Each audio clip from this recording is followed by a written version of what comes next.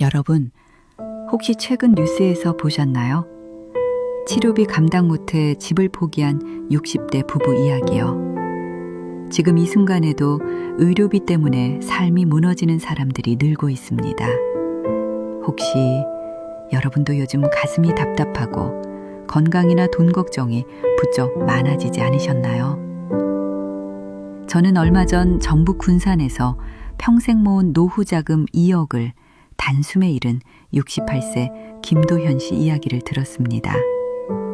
아내의 치료비를 마련해 보겠다고 시작한 작은 선택 하나가 가족의 삶을 완전히 뒤집어 놓았다고 합니다. 여러분도 나만 아니면 되겠지라고 생각하시나요? 하지만 이런 사기, 이런 의료비 폭탄은 지금 우리 세대에게 가장 가까운 위험입니다. 이미 많은 분들이 후회하며 말합니다. 그때 이 사실을 조금만 더 일찍 알았다면. 오늘 영상 끝까지 보셔야 합니다. 지금 모르는 척 지나가면 여러분의 노후도 똑같이 무너질 수 있기 때문입니다. 여러분은 평범한 하루가 단 한순간에 뒤집히는 경험 해보신 적 있으신가요? 이 이야기는 전북 정읍의 오래된 시장에서 장돌뱅이처럼 살아온 72세 황진수 어르신의 실화입니다. 그분의 말 그대로 날이 좋아서 웃던 날도 있었지만 한순간에 모든 날이 변했다고 합니다. 정읍 중앙시장의 오전은 늘 분주합니다. 김이 몽글몽글 올라오는 국밥 냄새, 채소가 싱싱하게 쌓여있는 좌판, 그리고 아이고 덤 좀 챙겨드려야 하는 정겨운 상인들의 목소리. 황진수 어르신도 매일 아침 그 시장을 천천히 걸었습니다. 팔에는 늘 헌 청색 보온병을 들고 다녔죠. 그 물병엔 아내가 끓여준 보리차가 담겨 있었습니다. 아내 윤정희 할머니, 올해 일은 무릎 관절이 안 좋아 오래 서 있진 못해도 늘 부엌에서 잔손을 놀리는 조용하고 따뜻한 사람이었습니다. 여보, 시장 가면 멸치 좀 사와요. 가장 싼 거 말고 중간 거. 아내는 늘 그랬습니다. 싼 건 맛이 없다고, 비싼 건 사치라고. 그게 이 부부의 삶이었죠. 크게 가진 건 없지만 크게 걱정도 없는 아주 평범한 노부부의 노년. 그날까진 정말 그랬습니다. 황 어르신이 훗날 이렇게 말했습니다. 그때는 몰랐지. 그 평범함이 그렇게 큰 복이었다는 걸. 아내의 기침이 깊어진 건 올해 초 꽃샘 바람이 아직 차갑던 날이었습니다. 처음엔 그냥 감기겠지 했죠. 하지만 기침이 멈추지 않았고 숨이 찬다며 식탁 의자에 앉아 한참을 쉬던 날이 많아졌습니다. 여보, 괜찮아? 왜 이렇게 숨이 가빠? 그러면 아내는 꼭 미소를 지으며 말했습니다. 나이 들어서 그렇지 뭐. 당신 걱정 말아요. 그 미소가 복선이었습니다. 어느 날 저녁 밥을 먹다 말고 아내가 젓가락을 놓았습니다. 차갑게 식은 반찬들 사이에서 손등이 떨리고 얼굴이 하얗게 질렸습니다. 여보, 말을 끝내기도 전에 아내가 식탁 위에 쓰러졌습니다. 그날 새벽 1시 정읍의 응급실 불빛 아래서 황 어르신은 떨리는 손으로 아내의 손을 잡고 있었습니다. 의사는 중대한 목소리로 말했습니다. 부인분은 폐섬유화 초기 진행으로 보입니다. 지금 치료를 시작해야 합니다.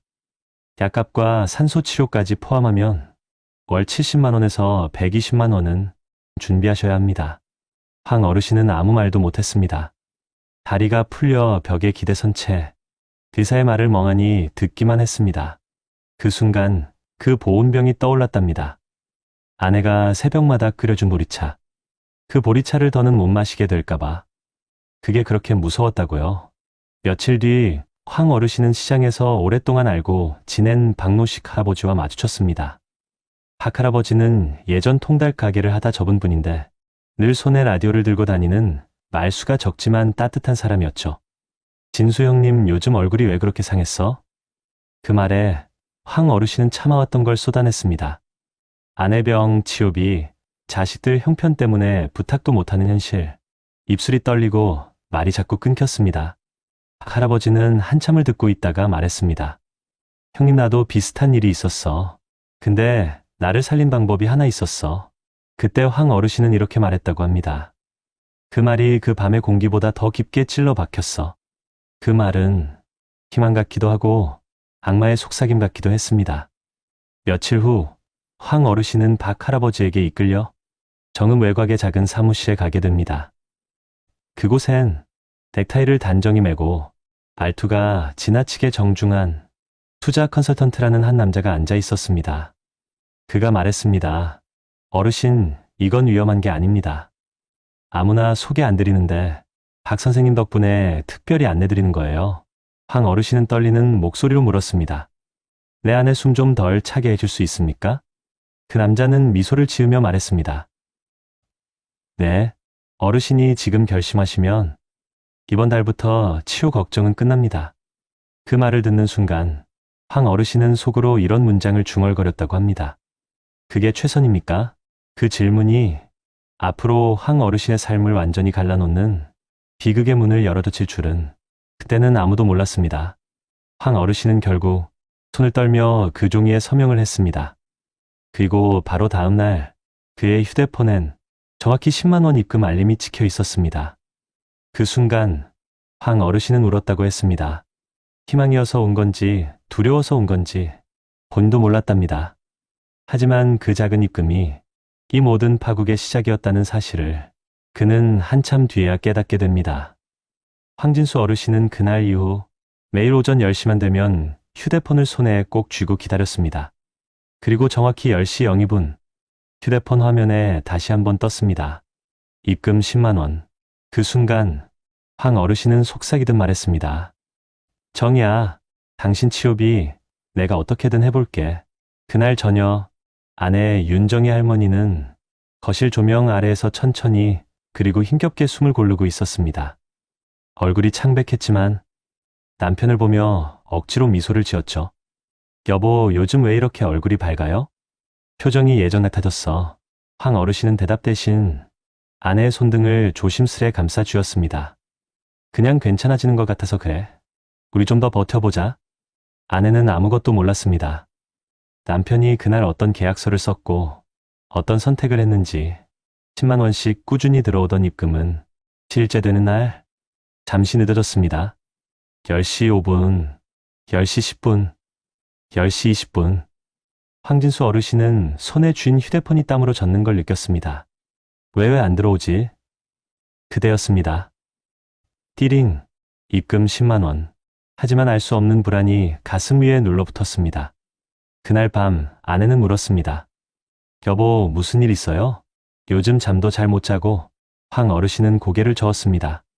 아니야, 그냥 피곤해서 그래.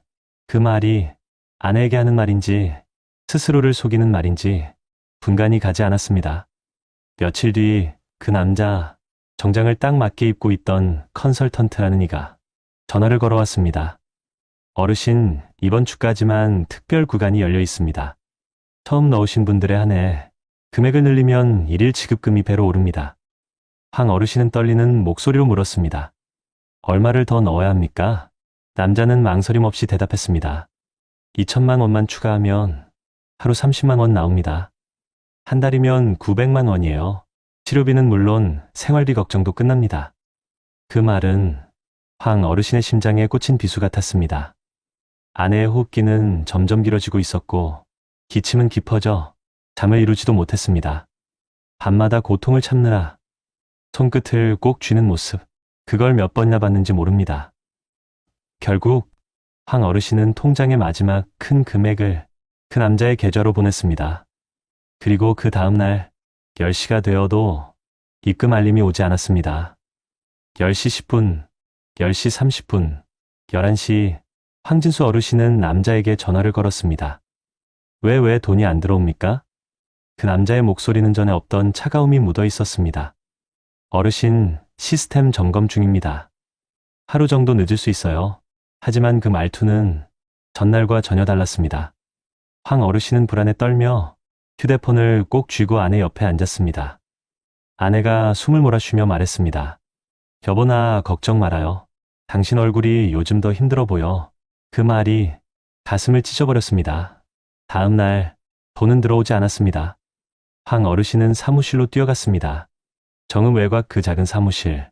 문은 굳게 잠겨 있었고 유리문 안쪽엔 한 장의 종이가 흘러내려 누워 있었습니다.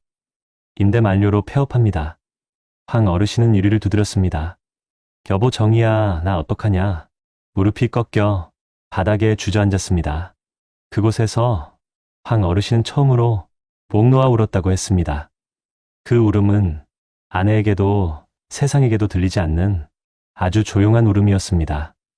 그날 저녁 황 어르신은 더 이상 숨을 참지 못하는 아내 곁에 조용히 앉았습니다.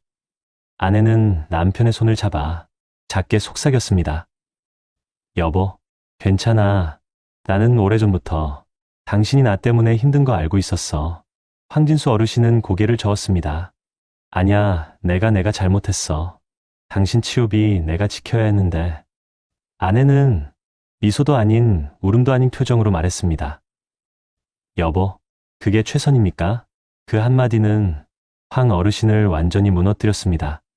그 말에는 원망도 미움도 없었습니다. 여러분 어떠시나요? 위의 사례는 정말 비참하고 서글픈 인생 아닌가요?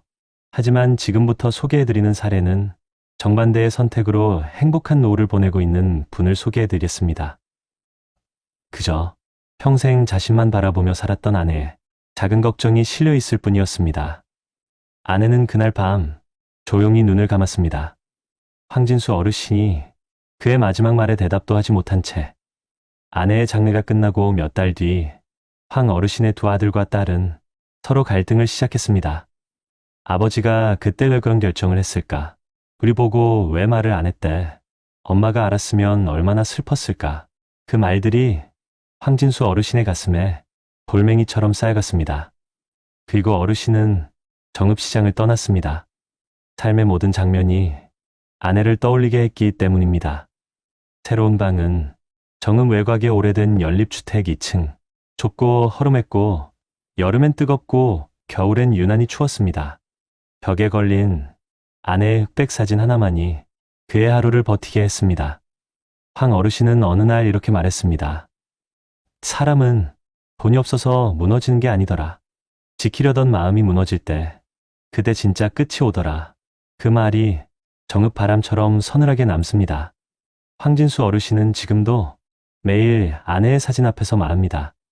정이야, 미안하다. 나 조금만 더 빨리 알았더라면 내가 너를 더 오래 붙잡아둘 수 있었을까? 그 목소리는 세상 모든 노부부의 마음을 닮아 있습니다. 아내를 잃고 난 뒤 황진수 어르신의 삶은 마치 어떤 사람이 TV 리모컨을 꺼버린 것처럼 갑자기 정지되어 버렸습니다. 아침에 눈을 떠도 소리가 없고 부엌 가스레인지 앞에 서도 손이 움직이지 않았습니다. 여름이 지나고 가을이 와도 어르신의 방 안에는 아내의 사진만이 계절을 대신하고 있었습니다. 사진 속 윤정의 할머니는 언제나처럼 부드럽게 웃고 있었지만 그 미소는 남편을 더 아프게 하는 것이었습니다. 장례식이 끝난 뒤 세 자녀는 서로 연락을 끊다시피 했습니다. 큰아들은 전화로 차갑게 말했습니다. 아버지 솔직히 말할게요. 왜 그때 우리한테 상의 안 했어요? 우리한텐 엄마가 마지막이었어요. 둘째 아들은 아버지의 선택을 이해하려 노력했지만 결국 터져 나왔습니다. 아버지 표현으로는 사랑이었다고 해도 그 결과가 너무 크잖아요. 막내딸은 아버지를 만나는 자리에서 처음으로 눈물을 쏟았습니다. 아버지나 그날부터 매일 후회했어요. 아버지한테 더 잘할 걸 그러면서도 또 한편으로는 원망도 했어요. 내 마음도 엉망이에요. 황 어르신은 자식들의 말 어느 것도 탓할 수 없었습니다. 그날 밤 작은 보온병 아내가 평생 들고 다니던 파란색 보온병을 두 손으로 감싸고 아내처럼 중얼거렸습니다. 여보, 내가 잘못했지. 근데 나도 너 살리려고 그냥 그 마음 하나였어. 그 말은 아무에게도 들리지 않는 부서지는 속삭임이었습니다. 아내가 없어진 뒤 황 어르신의 삶은 훨씬 빠르게 가라앉았습니다. 기초연금은 생활비에도 모자랐고 사기 피해 신고를 하러 경찰서에 갔지만 경찰은 말했습니다. 어르신 이미 계좌는 비워졌고 해외 서버로 송금된 것 같습니다. 사기 조직은 잡기 어렵습니다. 그 말을 듣는 순간 황 어르신은 눈을 감았습니다. 가난해진 건 괜찮습니다. 근데 정의를 지키지 못했습니다. 그 후 황 어르신은 매일 시장 입구의 단팥빵 가게 앞에서 멈춰 섰습니다. 아내가 가장 좋아하던 빵이었기 때문입니다. 하지만 그 빵을 사줄 사람이 이젠 없습니다. 빵 냄새만 맡고 돌아서던 황 어르신의 모습은 얼마 뒤 시장 상인들 사이에서 그 집 할아버지 요즘 많이 기운 없어 보인다더라 하고 이야깃거리가 되었죠. 겨울이 깊어지던 어느 날 황진수 어르신은 연립주택 계단을 내려오다 그대로 미끄러져 허리를 세게 부딪혔습니다. 정신없이 숨을 몰아쉬다 근처 주민이 119를 불렀고 어르신은 응급실로 실려갔습니다. 의사는 조용한 목소리로 말했습니다. 어르신 뼈가 약해져 있습니다. 영양 상태가 안 좋으시죠? 황 어르신은 대답할 힘도 없어 고개만 끄덕였습니다. 장애인용 손잡이가 달린 병실 창밖으로 눈송이가 천천히 떨어지고 있었습니다. 그날 황 어르신은 아내의 사진을 보고 말했습니다. 정이야, 나 이제 어디까지 가야 하냐? 그 말이 아주 천천히 병실에 가라앉았습니다. 며칠 뒤 퇴원한 황 어르신을 찾아온 사람은 뜻밖에도 정읍시장에서 떡집을 하던 정불례 할머니였습니다. 아이고, 황 어르신. 어제 시장에 소문이 돌길래 혹시나 하고 찾아왔지. 정불례 할머니는 따뜻한 미역국과 떡국을 싸와 테이블 위에 조심스레 올려놓았습니다. 혼자 지내면 그래요. 속도 안 좋아지고 손도 차고 사람이 곁이 있어야 하는데. 황 어르신은 마치 아내가 다시 와준 듯 그 말이 가슴에 박혔습니다. 그날은 몇 달 만에 처음으로 혼자 밥을 비우지 않고 끝까지 먹었습니다. 정불례 할머니가 떠난 뒤 문득 아내의 사진을 보며 황 어르신은 작은 결심을 했습니다. 정이야, 미안한데 우리 애들 한 번만 더 불러볼까? 며칠 뒤 세 자녀가 오랜만에 같은 공간에 모였습니다. 작은 연립주택 거실, 전기장판 하나, 희미하게 울리는 라디오 소리. 황 어르신은 세 자녀를 보며 말을 잇지 못했습니다. 막내딸이 먼저 말했습니다. 아버지, 지금처럼 살면 안 돼요. 우리가 지켜드릴게요. 황 어르신의 눈가가 떨렸습니다. 큰아들은 그동안의 원망을 꾹 삼키며 말했습니다.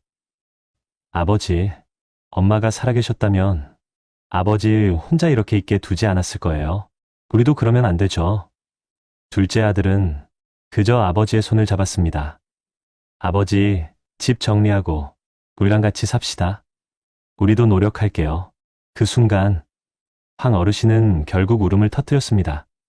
그 울음은 아내의 장례식 때도 나오지 않았던 처음이자 마지막 같은 울음이었습니다.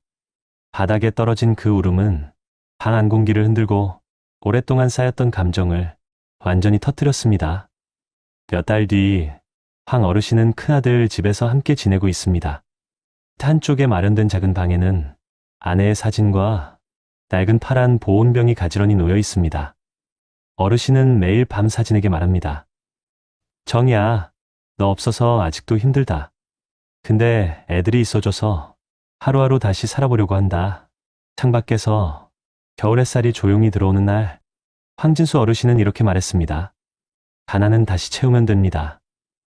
근데 사람 마음은 무너지면 다시는 돌아오지 않더군요. 내가 잃은 건 돈이 아니라 당신과 내가 지키려 했던 모든 거였어. 그 말은 상처난 마음 속에서 아주 오래 울리는 메아리 같았습니다. 그리고 그는 마지막으로 조용히 이런 말을 남겼습니다. 혹시 내 이야기가 누군가의 멈춤 신호가 된다면 그걸로 나는 충분합니다. 경기도 의왕시의 오래된 아파트 단지, 조용한 은행나무 길을 따라 아침 햇빛이 살포시 스며드는 곳에서 67세 강인호 씨는 내일 같은 시간에 산책을 합니다. 푸른색 바람막이, 다른 운동화, 작은 라디오, 그의 모습은 평범한 이웃 어르신과 다를 바 없지만 그의 인생은 많은 사람들이 부럽다고 말할 만큼 안정적입니다. 강인호 씨는 지난해까지 국내 대기업 자동차 계열사에서 35년간 근무한 기술부 부장이었습니다. 2024년 말 정년을 맞으며 받은 퇴직금은 1억 6천만 원. 누군가에게는 평생 다시 없을 큰돈이지만 그에게는 그보다 더 소중한 자산이 있었습니다. 바로 리스크를 피하는 습관이었습니다. 그는 이렇게 말하곤 합니다. 돈은 벌 줄 아는 사람보다 지킬 줄 아는 사람이 오래가요. 강인호 씨의 노후는 그 말처럼 지킨 선택의 연속이었습니다. 강인호 씨도 한때 모든 은퇴자들이 겪는 큰 불안을 겪었습니다. 정년 1년 전, 같은 부서에 있던 후배가 그에게 말했습니다. 부장님, 요즘 PEP 투자 아세요? 한 달에 이자가 2%예요. 원금 보장이고요. 아직 설립 준비 중인 금융사인데 초창기라 혜택을 많이 줘요. 그 문장을 듣는 순간 강인호 씨는 지난 사례의 주인공처럼 혹시 라는 마음이 흔들릴 수도 있었습니다. 정년이 코앞이었고 경제 상황은 불안했습니다. 2024년, 25년 한국 경제는 고령층 의료비 상승, 국민연금 여론 불안, 고금리로 인한 생활비 증가, 그리고 자녀 세대의 취업난까지 모든 것이 노년에 대한 걱정을 더 크게 만들던 시기였죠.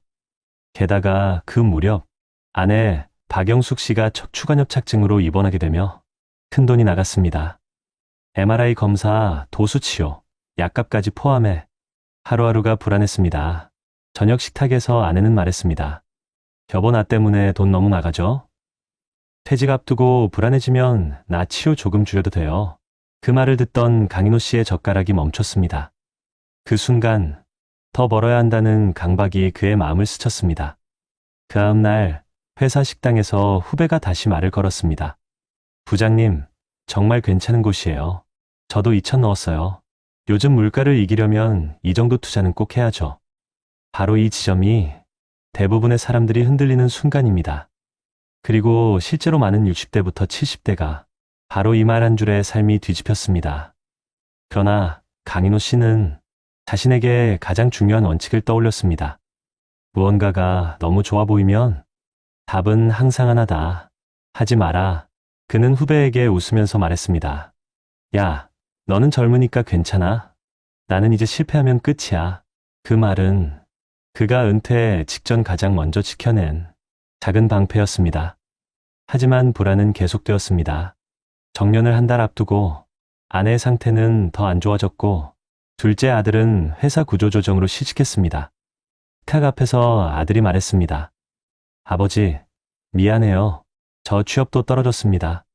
가장의 마음은 흔들릴 수밖에 없었습니다. 그날 밤 강인호 씨의 마음속에서는 이런 속삭임이 들렸습니다. 만약 그 투자에서 월 200만 원씩만 나온다면 지금 상황이 얼마나 나아질까? 그리고 다음 날 후회가 더 위험한 말을 건넸습니다. 부장님, 이번 주가 마지막이에요. 초기 출자자 한정 혜택이라 지금 안 하면 절대 못 들어가요. 바로 이것이 수많은 노년층이 떨어지는 함정. 강인호 씨는 밤새 잠을 이루지 못했습니다. 아내의 병실 불빛, 아들의 얼굴, 앞으로 살아갈 30년의 삶. 하지만 드는 마지막 순간 한 가지 장면을 떠올렸습니다. 퇴직 5년 전 회사 재무팀에서 들었던 말. 부장님, 사기는 다 똑같습니다. 투자 전 꼭 3가지 확인하세요. 금융감독원 등록 여부, 원금 보장 문구, 남들 다 한다는 말. 이 3가지가 나오면 무조건 의심하셔야 합니다. 그 말을 떠올린 강인호 씨는 다음날 후배에게 단호하게 말했습니다. 미안하다. 나는 내 노후를 도박판에 올릴 생각 없다. 후배는 말했습니다. 부장님, 그러다 후회합니다. 그러나 강인호 씨는 조용히 웃었습니다. 아니야. 이런 건 안 하는 게 정답일 때가 더 많아. 그 선택은 그에게 어떤 결과를 가져올까요?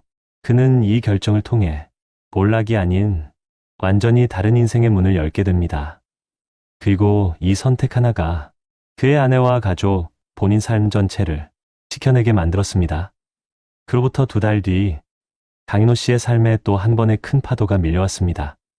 아내 박영숙 씨의 다리 통증이 심해져 정형외과에서는 결국 수술 권유가 나왔습니다.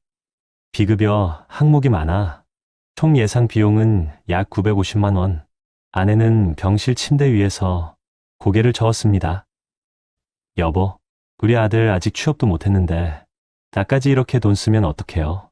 아들의 실직, 아내의 수술비, 은퇴 직후 쏟아지는 현실. 강인호 씨의 마음도 흔들릴 수밖에 없었습니다. 퇴직금 통장 잔액을 들여다보며 침묵한 그 밤, 한 통의 문자가 도착했습니다. 부장님, 그 투자요. 최근 가입한 사람들 하루 수익률 0.8%까지 올랐답니다. 이 문자는 강인호 씨가 흔들릴 뻔한 가장 위험한 순간이었습니다. 아내는 새벽에 잠을 설치며 말했습니다. 여보, 나 수술 안 해도 되니까 당신 너무 걱정하지 말아요. 그 말은 황진수 어르신의 비극적 사례에서 아내가 했던 마지막 말과 닮아 있었습니다. 바로 그 순간 강인호 씨의 표정이 굳어졌습니다. 아니다. 영수가 너는 무조건 수술해야 해. 그는 곧장 라디오를 켰습니다. 선곡은 우연히도 정년 몇 년 전부터 즐겨 듣던 방송 노년 재무 안전 가이드가 흘러나오고 있었습니다. 그때 DJ가 무심하게 말했습니다. 요즘 어르신들 세상에 공짜는 없다는 말 한 번 더 되새겨 보셔야 합니다. 특히 원금 보장이라는 말에는 더더욱요. 그 말이 강인호 씨의 머리를 세게 때렸습니다. 그렇지. 지금 흔들리면 내 가족도 무너질 수 있어. 그는 바로 후배에게 문자를 보냈습니다. 나 다시는 그런 얘기하지 마라. 내 인생은 책임은 내가 져야 한다. 그 순간 그의 삶은 사실상 절정을 지나 전혀 다른 방향으로 흐르기 시작했습니다. 강인호 씨는 그날 새벽 가족 회의를 소집했습니다. 작은 아파트 거실, 탁 위에는 따뜻한 보리차 한 잔, 아내는 조용히 앉아 있었고 둘째 아들은 고개를 숙인 채 말했습니다. 아버지, 저 때문에 더 힘드시죠? 제가 다시 시작해 볼게요. 강인호 씨는 부드럽게 고개를 저었습니다. 아들아, 인생은 뒤늦게 잘 되는 경우도 많다. 너는 너대로 천천히 해라. 아버지는 지킬 걸 지키면 된다. 그는 퇴직금 통장, 연금 자산, 적금 자료를 식탁 위에 놓았습니다. 그리고 조용히 말했습니다. 우리가 가진 건 많지 않지만 확실한 것 하나는 있다. 무리한 선택을 하지 않았다는 것. 이게 앞으로 우리 가족을 지켜줄 거다. 그날 이후 강인호 씨는 본격적으로 노후 자산관리 전략을 새롭게 구성했습니다.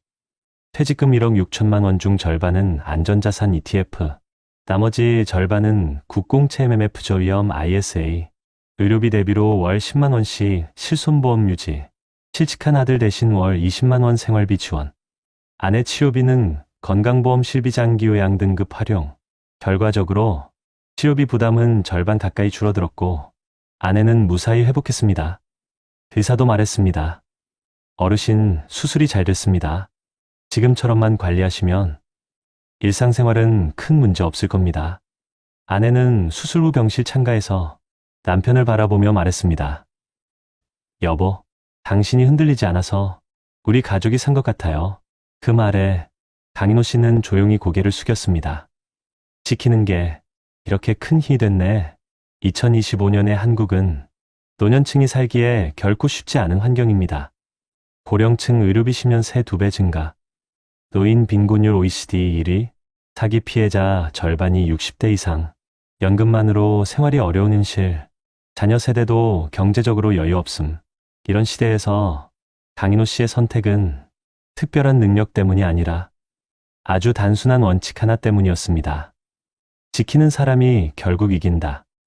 퇴직금 1억 6천만 원으로 억대 사기를 피하고 가족의 위기까지 막아낸 강인호 씨. 그는 지금 매일 아침 아내와 함께 의왕시 산책길을 걷습니다. 벤치에 앉아 따뜻한 커피를 나누고 손을 맞잡고 말합니다. 그래도 우리가 버틸 수 있어서 다행이지. 아내도 말합니다. 당신 있어서 나는 아직도 행복해요. 그 모습을 보고 있으면 누구나 마음속 깊은 곳에서 이렇게 느낍니다. 이건 남 얘기가 아니다. 우리 부모의 이야기고 우리의 미래일 수도 있다. 2025년 대한민국의 현실을 보면 강인호 씨처럼 노후 준비에서 돈을 지키는 선택을 한 사례가 왜 중요한지 수치와 흠만 보더라도 명확하게 드러난다. 국내 통계를 보면 고령층의 평균 의료비 지출은 10년 사이 2배 가까이 증가했고 만성질환을 가진 노인은 전체의 대부분을 차지하면서 앞으로 치료비 부담은 더욱 커질 것으로 전망되고 있다. 또 금융 관련 자료에서도 고령층이 금융사기 피해자의 절반을 넘기며 해마다 위험이 증가하고 있는 것으로 나타난다.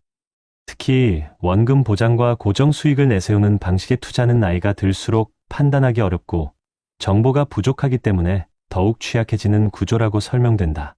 고령층 재무 관련 조사에서도 은퇴 직전부터 약 몇 년 사이에 가장 많은 위험한 제한이 몰려들고 이 시기 배우자의 병세 악화나 자녀의 경제적 어려움 같은 심리적 압박이 겹치면 평소의 판단 기준이 크게 흔들리는 것으로 조사되었다.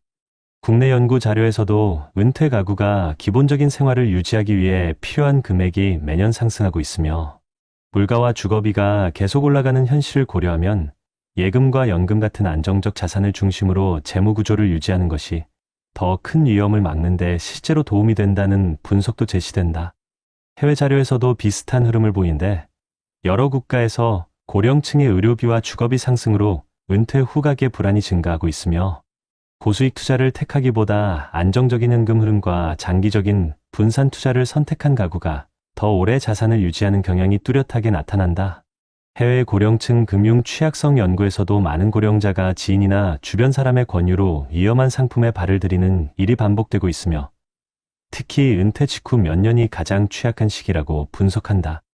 국내 관련 연구에서도 은퇴 후 심리적 충격이나 의료비 같은 큰 스트레스 상황을 마주하면 단기간에 큰 수익을 기대하는 경향이 강해지고 이 과정에서 정상적인 판단이 흔들릴 수 있다는 결과가 제시된다. 또 고령자가 고위험 금융상품의 내용을 정확히 이해하지 못하는 비율이 연령대가 높아질수록 증가한다고 분석한다. 해외에서도 유사한 데이터가 반복되고 있으며 많은 고령자가 은퇴 직후 높은 수익을 약속하는 제안에 노출되고 이때 경제적 압박이 심할수록 위험한 선택을 할 가능성이 높아진다고 밝혔다. 이처럼 국내와 해외의 다양한 통계와 연구가 공통으로 말하는 핵심은 결국 하나다. 은퇴자는 크게 버는 선택보다 잃지 않는 선택을 할 때 삶의 안정성이 훨씬 커진다는 점이다. 강인호 씨가 퇴직 직후 흔들릴 수 있는 순간에도 위험한 선택을 피하고 분산과 안정 자산 중심으로 자산을 유지한 결정은 이러한 통계와 연구 결과를 보더라도 매우 현명한 선택이라고 볼 수 있다. 그의 사례는 단순한 개인 경험이 아니라 2025년 한국 사회의 구조적 환경 속에서 더욱 설득력을 갖는 현실적 노후 전략이라는 점을 보여준다. 그리고 이 사실은 시청자들이 자신의 상황과 비교해 자연스럽게 생각해 보게 만드는 중요한 의미를 지닌다.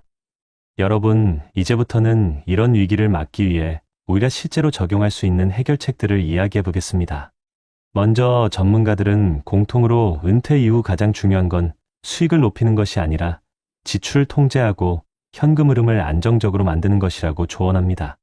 특히 재무 상담가들은 고령층이 불안과 압박 속에서 높은 수익률을 좇을수록 판단력이 흔들린다는 경향을 지적하며 이를 막기 위해 반드시 공식 금융기관을 통한 상담을 기본 원칙으로 삼으라고 말하죠. 실제로 한국금융연구원의 노후재무 분석 자료에서도 고령층이 자산 손실을 피하기 위해 가장 효과적인 방법으로 지자체의 공공재무상담 프로그램 활용을 강조했습니다.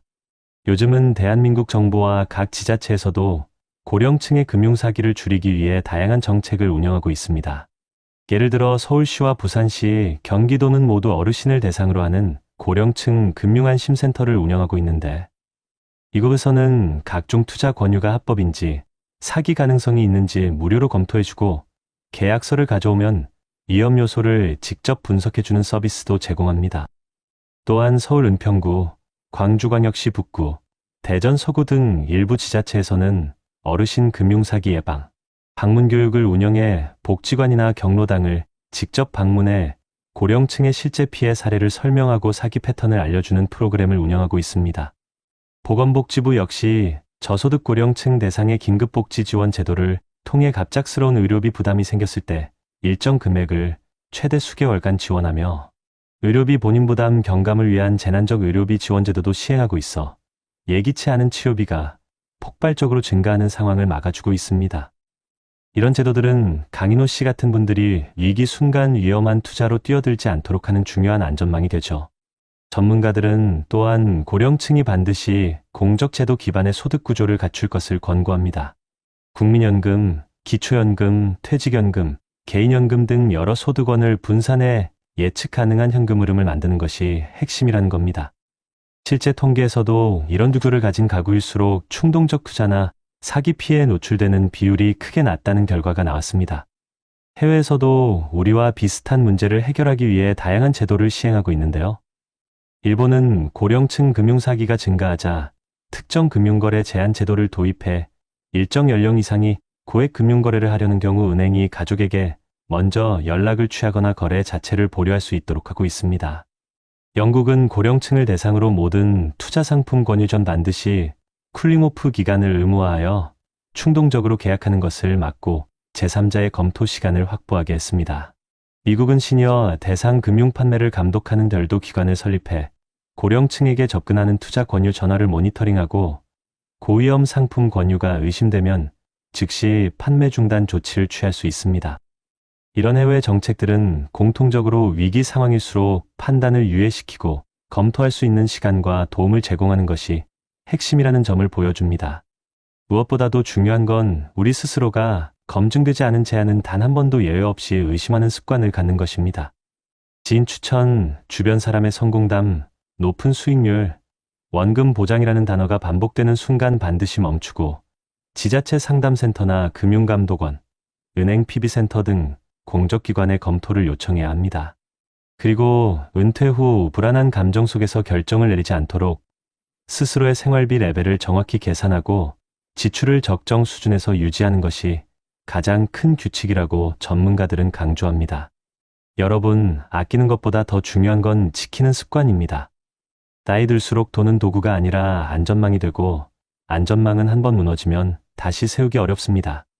그래서 지금부터라도 위험한 제안 앞에서는 반드시 멈추어 보시고 제도와 전문가의 도움을 통해 여러분의 노후를 스스로 보호하시길 바랍니다. 같은 세월을 살아왔지만 서로 다른 길을 걸은 두 사람의 이야기.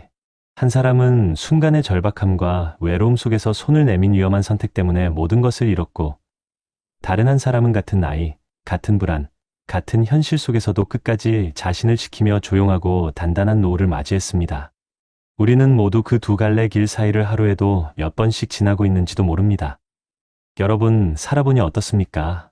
힘든 순간은 예고 없이 찾아오고 도움의 손길처럼 보이는 것들은 때로는 우리가 가진 마지막 희망을 송두리째 흔들어 갑니다. 병든 배우자를 돌보는 마음, 자식에게 짐되고 싶지 않은 마음, 그러다 보니 한 번만 믿어보라는 말에 마음이 움직일 때가 있죠. 그렇게 한 남자는 30에 넘게 모은 노후 자금을 잃고 사랑하는 가족도 떠나보내고 마지막 남은 집조차 지켜내지 못했습니다. 그저 살려보겠다는 마음이었을 뿐인데 그의 인생은 너무나 고통스러운 결말로 이어졌습니다. 반면 또 다른 사람은 달랐습니다. 똑같이 불안했지만 멈춰섰고 조급했지만 다시 돌아봤고 누가 뭐라 해도 원칙대로 자신을 지켰습니다.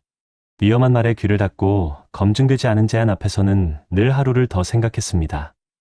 그 선택 하나하나가 쌓여 그의 인생은 무너지지 않았고 지금 그는 배우자와 함께 작은 텃밭을 돌보며 평온한 일상을 살아가고 있습니다. 같은 세상을 살고 같은 나이를 먹었지만 삶은 이렇게 전혀 다른 자리를 만들어 놓습니다. 우리가 배워야 할 점은 거창한 것은 아닙니다. 누구보다 크게 벌어야 한다는 것도 아니고 남들보다 더 많이 가져야 한다는 것도 아닙니다. 단지 지키는 선택을 반복하는 것, 그것이 우리 인생을 바꿉니다. 나이 들어서야 알게 됩니다. 돈 욕심을 부릴 때 늘어나는 것이 아니라 욕심을 내려놓을 때 지켜지는 것이라는 사실을요. 그리고 노후라는 시간은 수익이 인생을 구해주는 것이 아니라 안전히 인생을 살려주는 시간이라는 것도요. 여러분, 이 영상을 보고 계신 50대, 60대, 70대 여러분, 우리가 지금까지 살아온 길은 다 다르지만 앞으로 걸어갈 길은 서로 참 많이 비슷합니다. 몸이 예전 같지 않고 자식들은 각자의 삶으로 바빠지고 병원비나 생활비는 점점 올라가고 그렇기 때문에 더더욱 우리는 나를 지키는 선택을 해야 합니다. 위험한 말 앞에서는 멈추고 혼자 결정하지 말고 검증하고 확인하고 시간을 들여야 합니다. 혹시 지금 마음이 불안하신가요? 혹시 누군가 지금 아니면 기회 없다고 말하나요? 그 순간 기억하세요. 우리의 마지막 노후는 한 번의 착각으로 무너질 수 있고 한 번의 멈춤으로 지켜질 수도 있습니다. 오늘의 두 이야기가 여러분께 작은 울림이 되었으면 좋겠습니다. 우리는 모두 누군가의 부모였고 누군가의 자식이었으며 누군가의 사랑이었습니다. 그러니 남은 삶만큼은 불안보다 평안이, 조급함보다 안전이, 남들보다 나 자신이 더 중요해졌으면 합니다. 여러분의 노후가 무너지지 않기를, 여러분의 평생이 마지막까지 따뜻하기를, 여러분의 내일이 오늘보다 조금 더 편안하기를 진심으로 응원하며 이 영상을 마칩니다. 고맙습니다. 여러분, 요즘 이런 생각 한 번쯤 해보신 적 있으신가요? 아니, 내가 이렇게 뼈 빠지게 일했는데 왜 인생은 제자리일까? 최근 SBS 조사에서 우리 사회를 믿을 수 있다고 말한 사람이 절반도 안 됐다고 합니다. 20대, 30대는 벌써 노후가 망했다고 느끼고 50대, 60대는 의료비, 대출, 부모 부양, 자식 문제까지 한꺼번에 떠안고 있죠. 그런데도 뉴스에서는 이렇게 말합니다. 요즘은 교육도 노력도 계층을 못 올려준다. 결국 부모 재산이 인생을 결정한다. 여러분도 느끼시나요? 죽어라 이래도 계단은 끊어져 있고 연금도 불안하고 노후는 점점 길어지고 혹시 이런 현실이 남 얘기처럼 느껴지지 않지 않으신가요? 그럼 진짜 질문 드립니다. 살아보니 인생의 가장 큰 복은 돈 많은 부모를 만난 복. 정말 그렇게 되어버린 걸까요? 오늘 이 불편한 진실을 끝까지 확인해 보시겠습니까? 여러분은 부모가 남겨준 게 사랑뿐이면 괜찮으신가요? 서울 변두리 오래된 재래시장, 아침 햇살이 절반쯤 비껴든 골목에서 이른들의 옷에만 어르신이 국밥 가게 앞 의자에 앉아 묵은 커피를 홀짝였습니다. 허리 굽은 시장 상인들이 하나둘 가게 문을 울리고 멀리선 생선 써는 칼소리와 라디오에서 흘러나오는 트로트가 뒤섞여 묘하게 따뜻한 분위기를 만들던 그 시간. 세만 형님, 오늘도 혼자 드세요? 옆 가게 김반찬 사장이 웃으며 말을 건넸죠. 걔 뭐, 혼자가 편하죠. 늙으면 다 그럽디다. 말은 이렇게 했지만 식당 안에 보글보글 끓는 순댓국 냄새가 퍼질 때면 세만 어르신은 늘 누가 옆에서 같이 먹어줬으면 그런 생각이 마음 한쪽에서 꿈틀댔습니다. 그는 젊을 때부터 남들 다 간다는 번듯한 회사엔 못 다녔습니다. 대신 어깨 하나 믿고 40년 가까이 시장에서 집 나르고 배달하며 살아왔죠. 하루 벌어 하루 먹고 살았지만 한 채라도 아이들한테 물려주면 다행이지. 늘 그렇게 생각하며 참고 살았습니다. 그러던 어느 날 오래된 서랍장을 정리하다 누렇게 바랜 흑백 사진 한 장이 손에 걸렸습니다. 젊은 시절 어머니가 시장에서 떡 팔며 번 쌈짓돈을 모아 처음으로 가족끼리 찍은 사진. 사진 속에서 어머니는 해진 앞치마를 두르고 웃고 계셨습니다. 세만 어르신은 그 사진을 보다가 가만히 조용히 중얼거렸습니다. 어머니나 평생 당신처럼 살았네요. 근데 요즘은 그걸로 안 되는 세상이 됐네. 사진을 내려놓고 시장 골목을 걸어가는데 휴대폰이 울렸습니다. 아들 준영에게서 온 메시지. 아버지 잠깐 통화 가능하세요? 평소에 먼저 연락할 일이 거의 없는 아들이었습니다. 세만 어르신의 걸음이 자연스레 느렸습니다. 왜 무슨 일 있나? 전화를 걸자. 준영의 목소리는 낮고 떨려 있었습니다. 아버지 저 회사 구조조정 들어갔어요. 저 이번에 정리되는 쪽입니다. 순간 주변이 조용해졌습니다. 생선 파는 아주머니의 외침도 시장 라디오 소리도 모두 멀리서 들리는 것처럼 아득해졌죠. 준영아, 너는 좋은 학교 나오고 좋은 회사 들어갔다며? 그게 무슨 말이고? 아들은 한참 동안 아무 말이 없었습니다. 그러다 조용히 내뱉은 말. 아버지, 요즘은요, 부모 재산 없으면 버티기 힘들어요. 그 말이 세만 어르신의 가슴을 쿡 하고 찔렀습니다. 누구보다 열심히 살아온 세대였고, 가난해도 자식만큼은 힘들게 하지 않겠다고 이를 악물고 버텼던 세월이었는데, 아들아, 내가 가진 게 없다. 정말 미안하다. 복끝까지 차오른 말이 결국 새어나왔습니다. 그날 저녁 세만 어르신은 집으로 돌아가 오래된 통장을 꺼냈습니다. 평생 모은 전 재산이라고 해봤자 수십 년 살림살이에 찢겨나가 남은 건 몇십만 원이 전부. 통장을 바라보던 그 순간 시장에서 들었던 누군가의 말이 떠올랐습니다. 요즘은 말이야, 부모 잘 만난 게 인생 첫 번째 스펙이라더라. 그 말이 가슴속에서 계속 울렸습니다. 마치 어둑한 방 안에서 메아리처럼 세만 어르신은 통장을 덮고 조용히 창밖을 바라봤습니다. 가는 겨울바람이 허름한 커튼을 흔들며 들어오고 있었죠. 그리고 그대였습니다. 문득 문 밖에서 아버지 하는 목소리가 들려왔습니다. 세만 어르신은 깜짝 놀라 문을 열었습니다. 그 앞에 준영이 서 있었습니다. 눈이 빨갛게 충혈된 채로. 아버지, 저 드릴 말씀이 있습니다. 그리고 그 다음 순간 준영은 떨리는 손으로 하얀 서류 봉투를 내밀었습니다. 봉투 위에는 단 한 줄 적혀 있었죠. 아버지에게 미리 드리는 사과입니다. 세만 어르신의 손이 덜덜 떨렸습니다. 그 봉투 안에는 과연 무엇이 담겨 있었을까요? 그리고 아들이 왜 찾아왔던 걸까요? 문 앞에 선 아들 준영, 그리고 그의 손에 들린 하얀 서류 봉투. 세만 어르신은 봉투를 받아들고도 한동안 뜯지 못했습니다. 손끝이 자꾸 떨렸거든요. 이게 뭐고, 준영아? 준영은 고개를 숙인 채 마치 죄인처럼 조용히 말했습니다. 아버지, 저 그동안 아버지가 가진 게 적다고 속으로 많이 원망했습니다. 그 말은 세만 어르신의 가슴에 번개처럼 꽂혔습니다. 숨이 턱 막혀오고 눈앞이 흐려졌죠.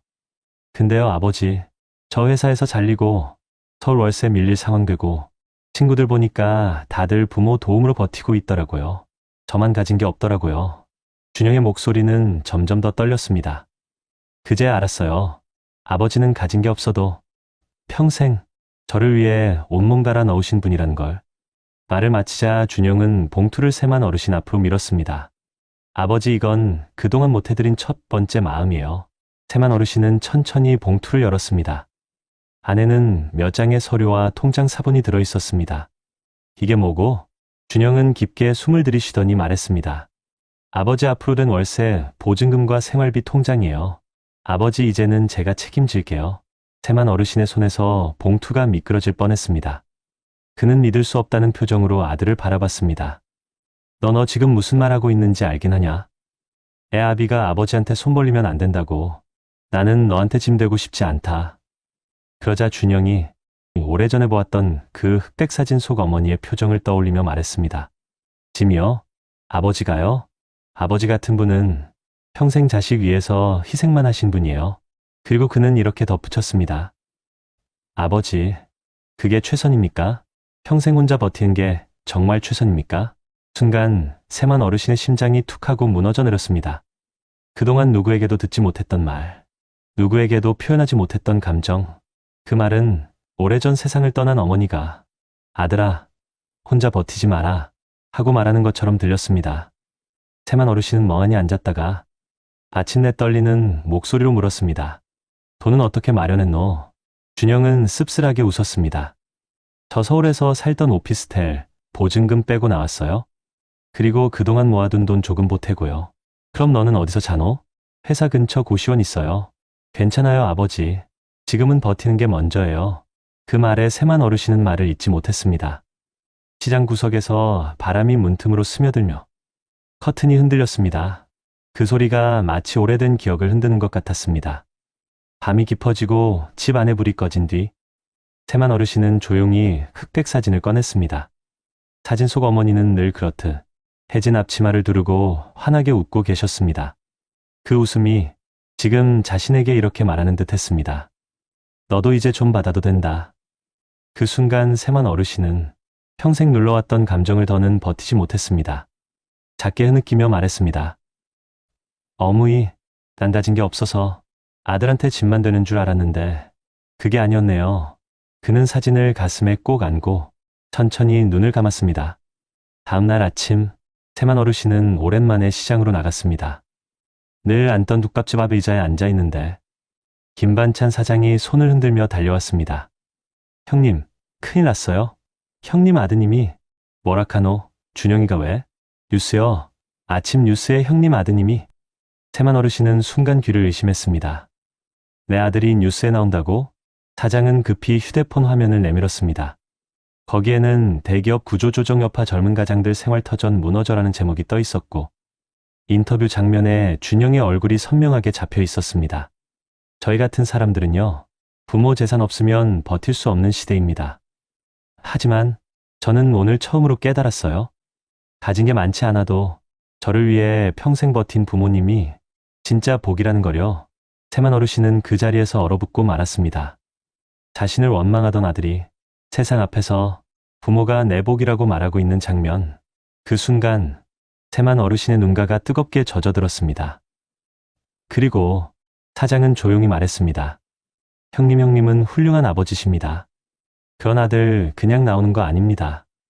하지만 그때였습니다. 사람들 뒤편에서 누군가 숨가쁘게 뛰어오며 외쳤습니다. 아저씨, 큰일 났어요. 아침 뉴스 끝나고 지금 기자들이 시장으로 오고 있어요. 아들분 찾는다고. 세만 어르신의 얼굴이 굳어졌습니다. 기자들이? 왜?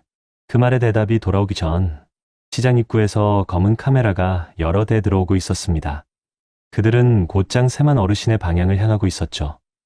저기다. 저분이 아버지시래. 세만 어르신은 숨을 멈췄습니다. 그리고 모두가 지켜보는 그 순간 세만 어르신의 눈앞에 아들의 얼굴이 떠올랐습니다. 아버지, 이제부터는 제가 아버지의 사다리가 될게요. 그 말이 귓가에 울리는 순간 세만 어르신의 표정이 느리게 흔들렸습니다. 그리고 바로 그때 카메라 셔터 소리가 시장 전체를 파고들었습니다. 시장 골목 끝에서부터 카메라 셔터 소리가 연달아 터졌습니다. 이른 아침 특유의 서늘한 공기 속에서 기자들의 발걸음이 분주히 세만 어르신을 향해 몰려왔죠. 고세만 어르신 맞으십니까? 혹시 아드님 어제 뉴스에 출연한 분이죠? 아드님이 하신 말씀에 대해 한마디만 부탁드립니다. 30여 명의 카메라와 마이크가 순식간에 세만 어르신을 둘러쌌습니다. 평생 시장에서 집 나르고 국밥 먹으며 지낸 어르신에게 이런 관심은 감당하기 어려운 일이었습니다. 아나는 말할 게 없다. 우리 아들 힘든 시기라. 그냥. 세만 어르신은 당황한 듯 손을 내두었지만 기자들은 물러서지 않았습니다. 부모 도움 없으면 버티기 힘들다. 자식 세대의 절망을 대변했다는 평가가 있는데요. 노후 책임과 부모 부양 문제 어떻게 생각하십니까? 어르신의 얼굴이 점점 하얗게 질렸습니다. 말 한마디 잘못했다가 괜히 아들에게 피해갈까 두려웠습니다. 그때 아버지, 어디선가 뛰어오는 발걸음 소리가 들렸습니다. 사람들이 자연스럽게 양쪽으로 갈라지고 그 사이로 숨을 헐떡이며 준영이 나타났습니다. 아버지 괜찮으세요? 준영은 곧장 아버지를 감싸며 기자들 앞에 섰습니다. 여러분, 아버지한테는 질문하지 말아주십시오. 아버지는 평생 시장에서 일하며 저를 키우신 분입니다. 지금의 문제는 아버지 세대의 탓이 아닙니다. 제 세대의 현실이니까요. 순간 기자들의 플래시가 더 강하게 터졌습니다. 그럼 다시 묻겠습니다. 부모의 경제력에 따라 인생이 갈린다는 말, 진심입니까? 준영은 숨을 고르고 천천히 고개를 들었습니다. 네, 요즘 세상은 부모 재산에 따라 기회가 갈리는 게 사실입니다. 주변 사람들이 숨을 죽이며 그의 다음 말을 기다렸습니다. 잠시 후 준영은 흔들리던 눈빛을 가다듬고 정확하게 말했습니다. 하지만 저는 이제야 깨달았습니다. 돈을 많이 못 물려주셔도 부모로서 가장 중요한 걸 물려주신 분이 제 아버지라는 거려. 그 순간 세만 어르신의 눈가가 파르르 떨렸습니다. 준영은 이어 말했습니다. 저는 누구보다 따뜻한 사람으로 자랐습니다. 누구보다 버티는 법을 배웠습니다. 누구보다 사랑받으며 컸습니다. 그걸 준 사람이 제 아버지입니다. 그게 인생에서 제일 큰 복 아닙니까? 그 말이 시장 전체에 울려 퍼졌습니다. 한동안 아무도 말을 잇지 못했습니다. 그리고 마침내 구석에서 국밥집 주인이 눈을 훔치며 말했습니다. 맞다. 그게 사람 복이지. 취재진이 철수하고 시장에 다시 고요가 찾아왔습니다. 준영과 세만 어르신은 오래된 골목길을 천천히 걸었습니다. 그리고 준영이 조심스레 말했습니다. 아버지, 솔직히 어제 밤에 잠 한숨도 못 잤어요. 아버지 힘들게 한 게 생각나서요. 세만 어르신은 고개를 저었습니다. 아들아, 너도 힘들 때 있지. 사람이 살다 보면 서로 원망도 하고 오해도 하고 그러지. 준영은 잠시 멈추더니 아버지를 바라봤습니다. 그래도요, 아버지, 제가 그 말만큼은 꼭 드리고 싶었어요. 뭔데? 준영은 깊게 숨을 들이쉬더니 말했습니다. 아버지가 가진 게 적은 게 아니라 제가 받은 게 너무 많았다는 걸 이제야 알았어요. 세만 어르신의 입술이 떨렸습니다. 그러다 오래 참고 눌러왔던 감정이 천천히 마침내 터져 나왔습니다. 준영아, 나는 너한테 아무것도 못해줬다 생각했는데. 준영은 아버지의 손을 꼭 잡았습니다. 아버지가 내게 해준 건 돈으로 셀 수 있는 게 아니에요. 아버지가 내게 준 건 사람으로 사는 법이었어요. 그 말은 마치 오래전 어머니가 남기고 떠난 따뜻한 말 같았습니다. 세만 어르신은 참지 못하고 조용히 눈물을 흘렸습니다. 준영은 시장에서 고기와 채소, 떡 등을 사와 작은 전기버너에 고기를 구웠습니다. 아버지, 이거 드세요. 오늘은 제가 해드리는 저녁입니다. 세만 어르신은 한참을 말없이 식사를 보다가 조용히 웃었습니다. 준영아, 너 어릴 때 너 이거 좋아한다고 수저 들고 기다리던 거 기억나나? 기억나죠? 그때 아버지 일하다 늦어서 미안하다고 하셨잖아요. 그래, 그때도 미안했고 지금도 미안하다. 준영은 그 말을 듣자마자 젓가락을 놓고 말했습니다. 아버지, 이제 그 말 좀 그만하세요. 저는 아버지 자식으로 태어난 게 내 인생에서 제일 큰 행운이에요. 그 말에 세만 어르신의 눈물 한 방울이 다시 흘렀습니다. 아들아, 그 말 다시 한번 해도 되겠나? 준영은 웃으며 말했습니다. 아버지, 저는 아버지가 있어서 살아낼 수 있었어요. 그 말은 세만 어르신의 평생을 위로해주는 가장 따뜻한 말이었습니다. 식사를 마친 후 준영은 가방에서 어머니의 흑백 사진을 꺼냈습니다. 아버지, 이 사진 아버지에게 드리고 싶어요. 세만 어르신은 사진을 보며 오래전 잊고 살았던 감정을 되살렸습니다. 어머니, 우리 아들 참 잘 컸지. 그는 사진을 가슴에 꼭 안았습니다. 그리고 이렇게 말했습니다. 살아보니 인생에서 제일 큰 복은 부모가 돈을 많이 물려주는 게 아니라 부모가 사람으로 살아가라고 가르쳐 주는 거더라. 그 말은 준영의 가슴에도 깊이 새겨졌습니다. 둘은 조용히 서로를 바라보며 웃었습니다. 서로의 삶이 무겁게 흔들린 세월을 지나 비로소 다시 만난 순간, 그날 세만 어르신은 처음으로 이 말이 가슴 깊은 곳에서 진심으로 떠올랐습니다. 아, 내가 준영이한테 그래도 보옥 같은 아버지였구나. 그리고 준영 역시 속으로 되뇌었습니다. 아버지, 당신이 있어서 제가 버틸 수 있었습니다.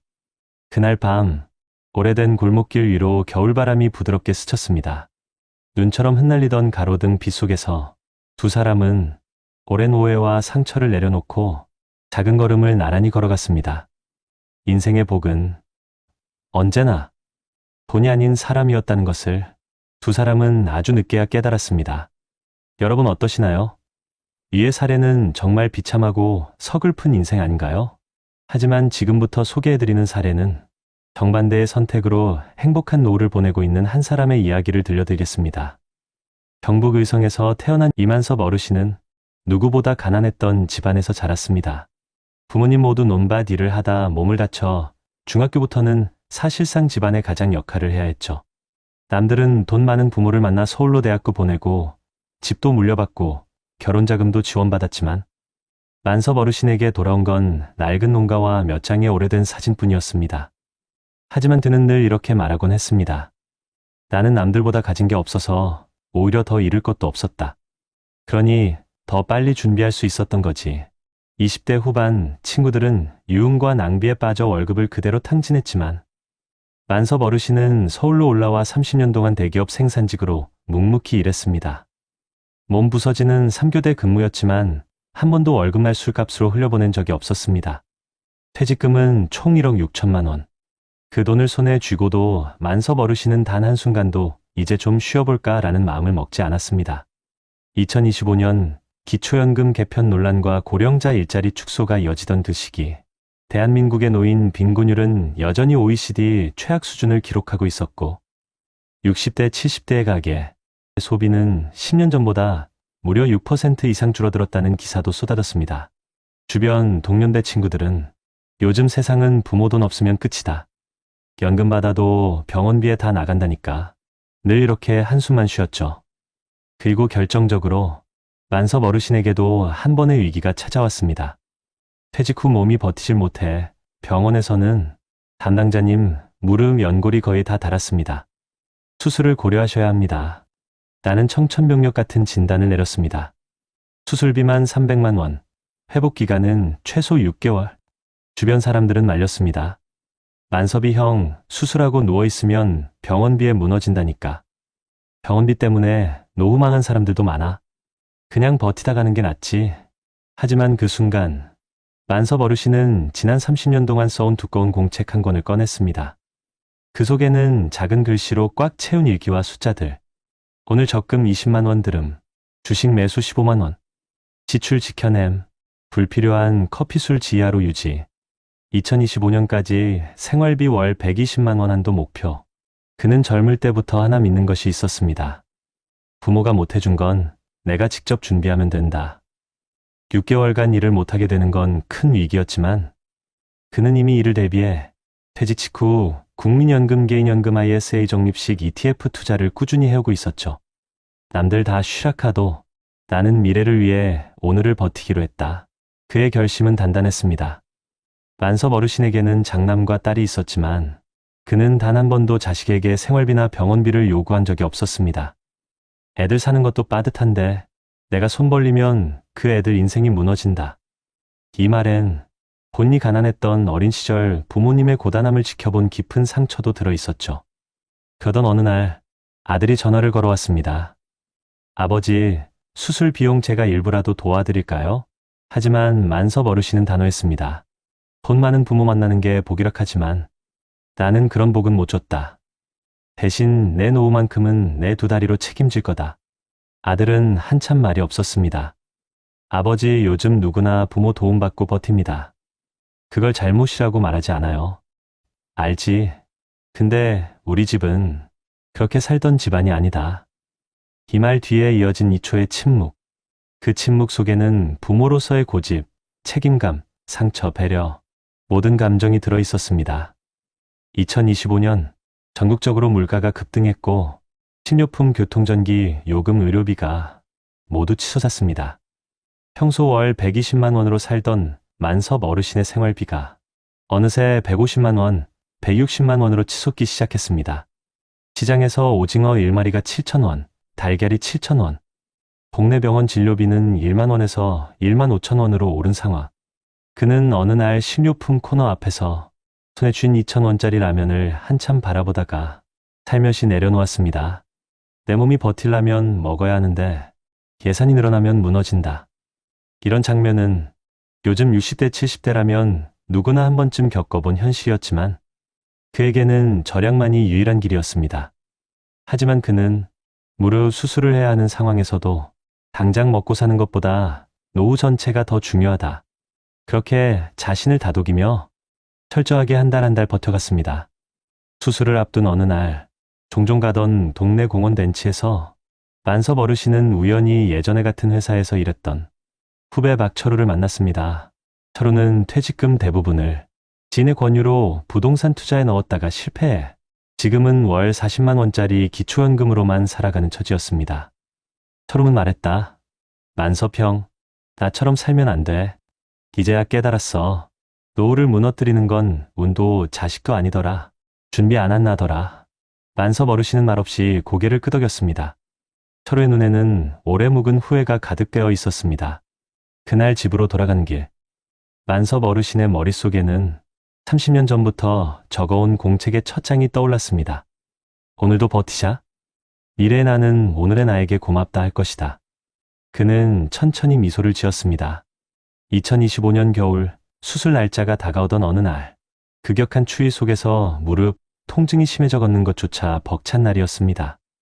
시장 끝 골목에서 넘어질 뻔한 어르신을 근처 주민센터 직원이 급히 부축하며 말했습니다. 어르신 괜찮으세요? 많이 부어 있는데요. 만섭 어르신은 이를 악물며 말했습니다. 괜찮습니다. 버틸 수 있습니다. 그러나 직원은 단호했습니다. 어르신, 지금 이 상태라면 수술을 미루면 안 됩니다. 지금 치료 시작 안 하면 나중엔 걷지 못하실 수도 있어요. 그 말은 날카로운 칼날 전포쳤습니다. 어르신의 마음속 깊은 곳에서 30대 시절 아버지가 병원비가 없어 치료를 못 받고 돌아가셨던 장면이 거짓말처럼 떠올랐습니다. 내가 그 길을 그대로 따라가는 건 아니겠지? 몸은 아프고 마음은 흔들렸지만 그는 의자에 앉아 한참을 생각하다 주머니에서 작은 파란색 카드를 꺼냈습니다. 그건 바로 본인이 20년 동안 뒀고 있었던 개인 퇴직연금 IRP 카드였습니다. 내가 젊을 때 월급 조금이라도 떼어놓은 게 지금 나를 살리는구나. 그날 밤 그는 병원비와 재활비를 계산했습니다. 무료 수술 약 300만 원, 회복기간 생활비 약 150만 원, 재활물리치료 월 15만 원 예상, 그리고 조용히 중얼거렸습니다. 살아보니 준비한 사람만이 위기에서 살아남더라. 그는 눈을 감고 결심했습니다. 내일 수술 잡자. 수술은 한겨울 어느 아침에 진행됐습니다. 양쪽 무릎 가운데 한쪽을 먼저 수술하고 나머지는 7개월 뒤로 계획하는 방식이었습니다. 수술 후 재활은 쉽지 않았습니다. 관절이 뻣뻣해져 한 걸음 떼는데 5초씩 걸렸고 계단을 내려갈 때면 눈물이 핑 돌 정도로 통증이 왔습니다. 그런데 그때 병원 복도에서 재활치료를 하던 어르신에게 물리치료사가 이렇게 말했습니다. 어르신, 운동할 때 표정이 너무 진지하세요. 혹시 예전에 운동 배우셨어요? 만섭 어르신은 웃었습니다. 운동은 모르고 일은 매일 했지요. 내 인생은 버티는 게 일이었으니까. 그러자 치료사는 말했습니다. 그래서 회복이 빠른가 봐요. 꾸준히 몸을 쓴 분들은 회복력이 다르더라고요. 그 순간 만섭 어르신의 가슴에 뜨거운 울림이 올라왔습니다. 내가 살아온 방식이 이렇게 나를 살리는구나. 수술비는 IRP에서 일부 인출해 해결했고 생활비는 개인연금과 적금 그리고 10년 동안 조금씩 모아둔 ETF 계좌에서 꺼내 해결했습니다. 무엇보다 그는 자식에게 손벌리지 않은 채 스스로 위기를 돌파하고 있었습니다. 그 사실 하나만으로 어르신의 어깨는 다시 곧게 펴지기 시작했습니다. 수술 후 한 달쯤 지났을 때 아들 민호가 오랜만에 찾아왔습니다. 아버지 많이 좋아지셨어요? 뭐 살만하다. 그러자 민호는 말했습니다. 저 아버지한테 정말 죄송한 말 하나 하고 싶어요. 만섭 어르신은 깜짝 놀랐습니다. 네가 왜? 민호는 잠시 머뭇거리다가 입을 열었습니다. 어릴 때 저는 아버지가 가진 게 없어서 우리 집이 불행하다고 생각했어요. 근데 지금 제 친구들 보니까 부모 재산에만 기대다가 부모님 돌아가시고 나니까 그대로 무너진 사람들 너무 많아요. 그리고 그는 조용히 말했습니다. 아버지처럼 사는 법을 배운 사람이 결국 제일 강한 사람이더라고요. 만섭 어르신은 대답을 하지 못했습니다. 그저 눈물이 고인 눈으로 아들을 바라봤습니다. 재활을 마치고 다시 걷기 시작한 어느 봄날, 만섭 어르신은 동네 작은 천을 따라 산책을 했습니다. 새소리가 들리고 벚꽃잎이 바람에 흩날리는 길이었죠. 그는 속으로 이렇게 말했습니다. 부모 재산이 복인 시대락하지만 난 가진 게 없어도 준비한 덕분에 내 발로 사는 노후를 얻었다. 그의 인생은 화려하지 않았습니다. 부모에게 유산을 받은 적도 없고 금수저도 아니었습니다. 하지만 젊을 때부터 작은 돈이라도 꾸준히 모았고 소비를 줄이고 기본 생활비를 통제했고 연금 ETF 저축을 오래 유지했고 건강을 내버려 두지 않았고 노후를 자식에게 떠넘기지 않겠다는 신념을 지켰고 위기 앞에서 준비한 것들을 믿고 버텼습니다. 그 결과 그는 2025년 대한민국에서 어느 누구보다 단단한 노후를 살고 있었습니다. 어르신은 마지막으로 이렇게 말했습니다. 가난은 실수 아니지만 노후 준비 안 한 건 내 선택이었다. 그리고 그 선택이 오늘의 나를 바꿨다. 대한민국에서 실시된 여러 조사를 보면 65세 이상 노인층의 상대적 빈곤율은 약 40%에 이르며 이는 주요 선진국 가운데 가장 높은 수준으로 나타납니다. 통계청 자료에서도 65세 이상 노인은 이미 전체 인구의 약 20%를 넘었고 앞으로 그 비율은 더 빠르게 증가할 것으로 전망되고 있습니다. 또 다른 국내 연구에서는 노년층 빈곤율이 과거보다 조금 낮아졌다고는 하지만 여전히 매우 높은 수준을 유지하고 있으며 특히 1950년 이전 출생 세대에서 빈곤 위험이 더욱 뚜렷하다는 분석이 나와 있습니다. 이는 단순한 소득 부족이 아니라 연금 가입 여부, 자산 축적 정도, 소비 패턴, 건강 상태, 사회적 고립 정도 등이 모두 노후의 경제적 안정에 직결된다는 점을 보여줍니다. 해외 통계에서도 고령층의 빈곤은 공통된 문제로 나타나고 있습니다. 인구 고령화가 빠르게 진행된 국가일수록 노인 빈곤이 더 심화되는 경향이 확인되며 사회 안전망이 충분하지 않은 경우에는 노후 빈곤이 세대 간 구조적 문제로 이어질 가능성이 높다는 연구 결과도 있습니다. 한국의 경우 경제 성장이 빠르게 진행된 반면 연금 제도 정착 속도가 늦어 세대 간 자산 격차가 크게 벌어졌다는 분석이 꾸준히 제기되어 왔습니다. 국내외 많은 연구는 노후의 빈곤이 경제적 요인만으로 설명되지 않는다고 말합니다.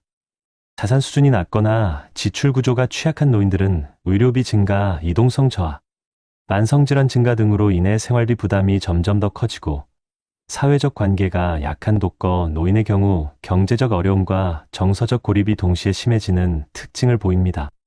실제 조사에서도 단독가구 노인은 다인가구 노인에 비해 의료비 부담과 우울감 호소 비율이 높게 나타났습니다. 고령층의 생활이 어려워지면서 65세 이상 노인 중 절반 이상이 여전히 일을 하고 싶다고 답한 점도 중요한 신호입니다. 이 가운데 절반은 생활비 마련이 가장 큰 이유라고 응답했습니다. 즉 많은 노인이 일하고 싶어서 일하는 것이 아니라 생계를 유지하기 위해 어쩔 수 없이 노동을 선택하는 상황인 것입니다. 이와 함께 노인 가구의 순자산이 과거보다 증가했다는 통계도 존재하지만 이는 자산 가격 상승의 영향이 크며 실제로는 의료비와 생활비, 대출 상환 등이 자산을 빠르게 감소시키는 주요 요인으로 작용하고 있다는 분석이 이어지고 있습니다. 결국 국내외 연구에서 공통적으로 강조하는 사실은 하나입니다. 평균 수명이 길어진 시대에서 노후의 시간은 기회가 아니라 부담이 될 수 있다는 점입니다. 준비가 되어 있지 않다면 노년기 빈곤은 짧은 어려움이 아니라 길고 깊은 고통으로 이어질 가능성이 크다는 것이 여러 자료에서 반복적으로 확인됩니다. 다시 말해 노후의 안정은 그저 나이가 들었다는 이유만으로 주어지는 것이 아니라 사회적 구조와 개인의 준비가 함께 갖추어질 때 비로소 지킬 수 있는 것이라는 사실이 드러나고 있습니다. 여러분, 지금부터는 우리가 마주했던 문제들을 조금이나마 바꿔 나갈 수 있는 길을 함께 살펴보겠습니다. 대한민국 정부와 각 지자체가 나이 든 세대의 노후 불안을 줄이기 위해 어떤 제도를 마련하고 있고 해외에서는 어떤 해법을 도입해왔는지를 보고 우리가 놓치지 말아야 할 포인트들을 정리해 보겠습니다. 먼저 우리나라부터 보겠습니다. 중앙정부는 이미 고령사회 진입을 앞두고 노인 고용과 복지 분야의 제도적 대응을 확대하고 있습니다. 보건복지부는 고령자 고용 및 사회활동 종합지원계획을 발표했으며 이를 통해 공공민간 영역에서의 노인 일자리 비중을 전체 노인 고용 프로그램의 40% 이상으로 확대하고 2027년까지 노인 인구의 10% 수준 고용을 목표로 하고 있습니다. 지방자치단체들도 발빠르게 움직이고 있습니다. 예컨대 서울의 몇몇 구청에서는 만 60세 이상 어르신을 대상으로 재교육을 통해 스마트시티 안내직, 공공도서관 안내 및 운영 보조 일자리 등을 제안했고 월 25만 원 수준이었던 일부 노인 일자리 참여 보수를 향후 생활비 수준까지 상향하겠다는 로드맵을 세우고 있습니다. 또한 노동부 산하 한국노인인력개발원 차원에서는 노인 인력개발을 위해 훈련과 매칭 프로그램을 강화하고 있으며 과거 단순 반복 작업 중심이던 노인 일자리를 지향하고 적성 경험을 활용한 고령자 맞춤형 일자리로 전환하려는 움직임이 뚜렷합니다. 이처럼 일자리 확보 전략은 노인이 일해야만 생존한다는 구조를 바꾸고 노인도 능력과 적성에 맞는 안정적 일자리에서 자존감을 회복한다는 방식으로 전환 중입니다. 소득연금 측면에서도 개선이 진행 중입니다. 연금과 기초생활보장제도 등이 보완되고 있다는 점이 주요합니다. 여러 해외 연구에서도 연금 지출이 노년 빈곤율을 유의미하게 낮춘다는 분석이 나왔습니다. 예컨대 OECD 국가들을 분석한 연구에서는 공적연금 지출 증가가 노인 빈곤율 감소에 강한 상관관계가 있다는 결론이 나왔습니다. 또 장기요양 비용 돌봄 비용 부담이 노인 빈곤을 심화시키는 요인임을 지적한 보고에서는 복지 서비스와 돌봄비 지원 강화만으로도 일부 나라에서는 노인 빈곤 위험을 30% 이상 낮춘 사례가 확인되었습니다. 이런 맥락에서 한국 정부는 노인의 장기요양 서비스 확대와 더불어 주거비 지원, 의료비 부담 완화 정책을 확대하며 노후 소득 이외의 비용 리스크를 줄이는 방향으로 제도를 개선하고 있습니다. 해외 사례도 참고할 만합니다. 미국의 시니어 커뮤니티 서비스 고용 프로그램 SCSEP는 55세 이상 저소득 노인을 대상으로 지역사회 봉사형 일자리를 제공하고 이를 통해 재취업과 사회 참여를 촉진하는 제도입니다.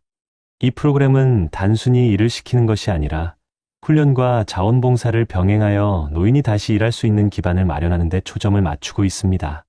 또한 덴마크, 네덜란드, 핀란드는 돌봄비 및 장기요양 비용을 국가가 대폭 부담해 노인이 돌봄비 부담으로 빈곤으로 빠지는 것을 사전에 막았다는 연구 보고가 있습니다. 이들 국가에서는 공동체 기반 일자리 확대, 장기요양비 무상 또는 저비용 제공, 노인 맞춤형 직업 재교육 등이 복합적으로 이루어졌습니다. 그렇다면 우리는 무엇을 기억해야 할까요?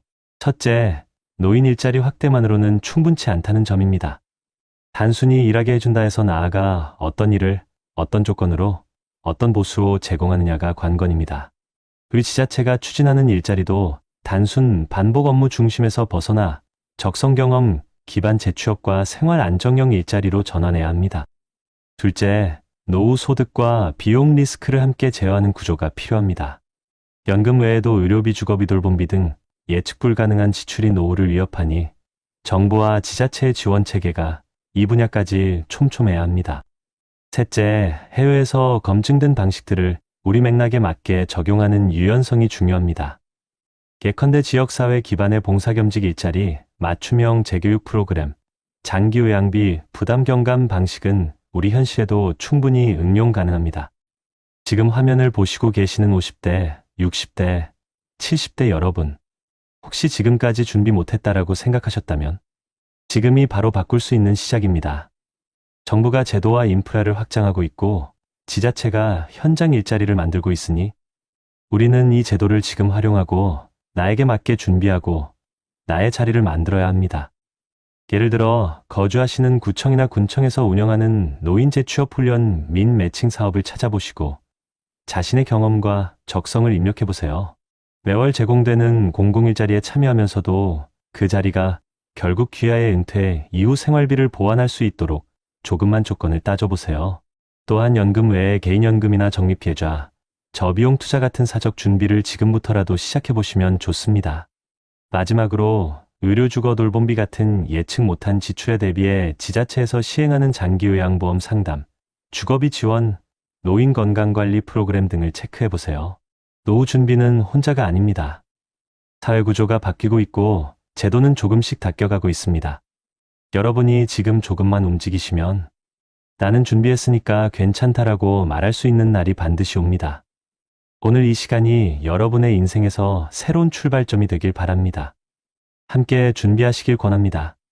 한 사람은 부모에게 아무것도 물려받지 못했고 삶의 고비마다 외로움과 가난을 맞아야 했으며 준비하지 못한 노후 앞에서 세상이 무너지는 걸 온몸으로 견뎌야 했습니다.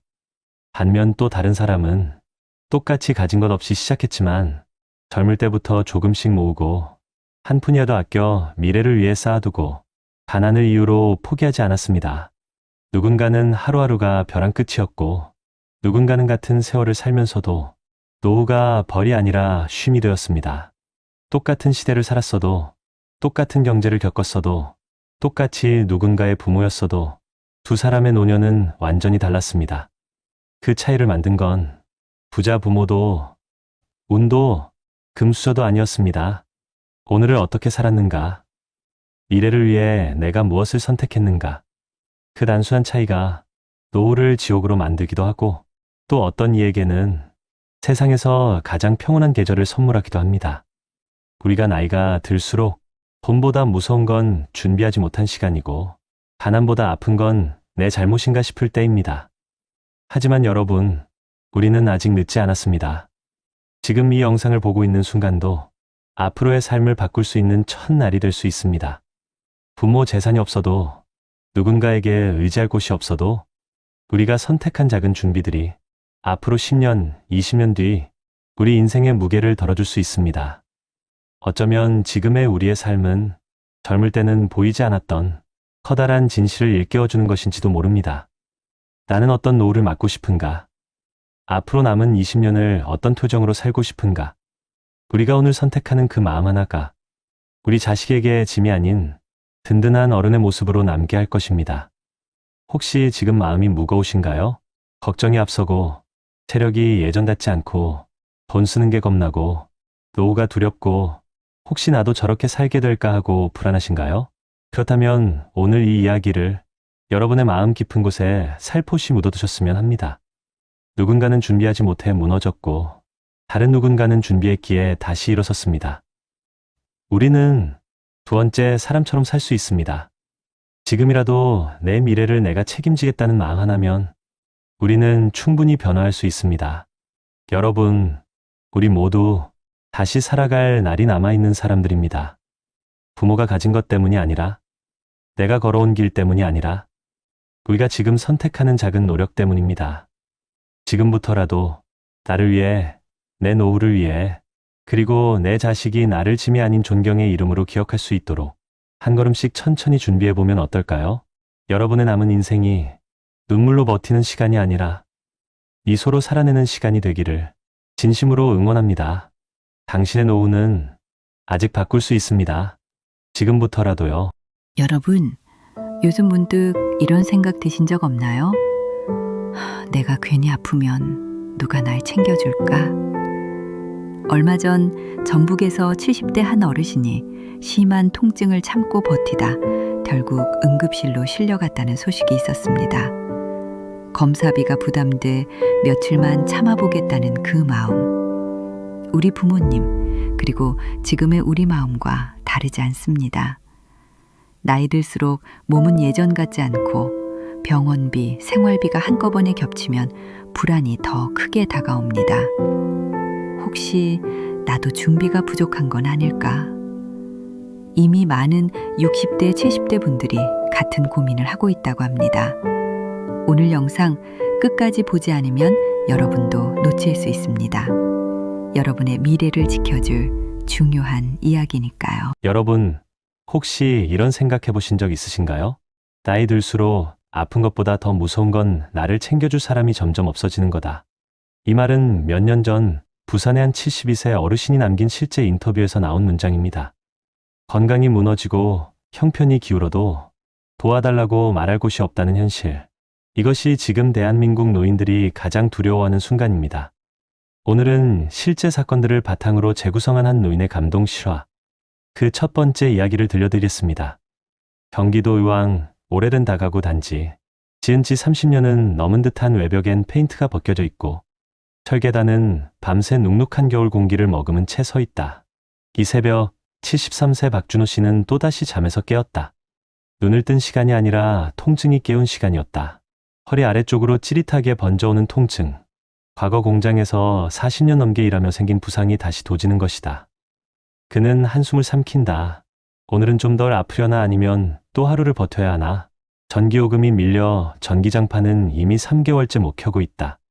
난방도 최소만 돌리다 보니 새벽 방안은 유난히 싸늘하다. 주방으로 비틀비틀 걸어가 냉장고를 열었다. 속엔 물 한 통, 지난주 경로식당에서 받은 김치 몇 줄기. 박 씨는 혼잣말로 중얼거렸다. 그래도 어제 남긴 밥이 있으니 다행이지. 하지만 밥은 이미 굳어 있었고 데워 먹을 전자레인지도 고장 난 지 반년이 넘었다. 그는 차가운 밥 한 숟가락을 천천히 씹었다.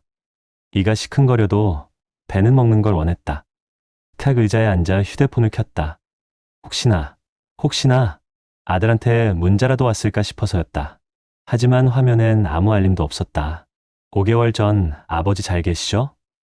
딱 그 한 줄이 마지막이었다. 박 씨는 오른쪽 무릎을 주물렀다. 몇 년 전 의사가 말했던 문장이 머릿속을 스친다. 지금이라도 수술 받으셔야 합니다.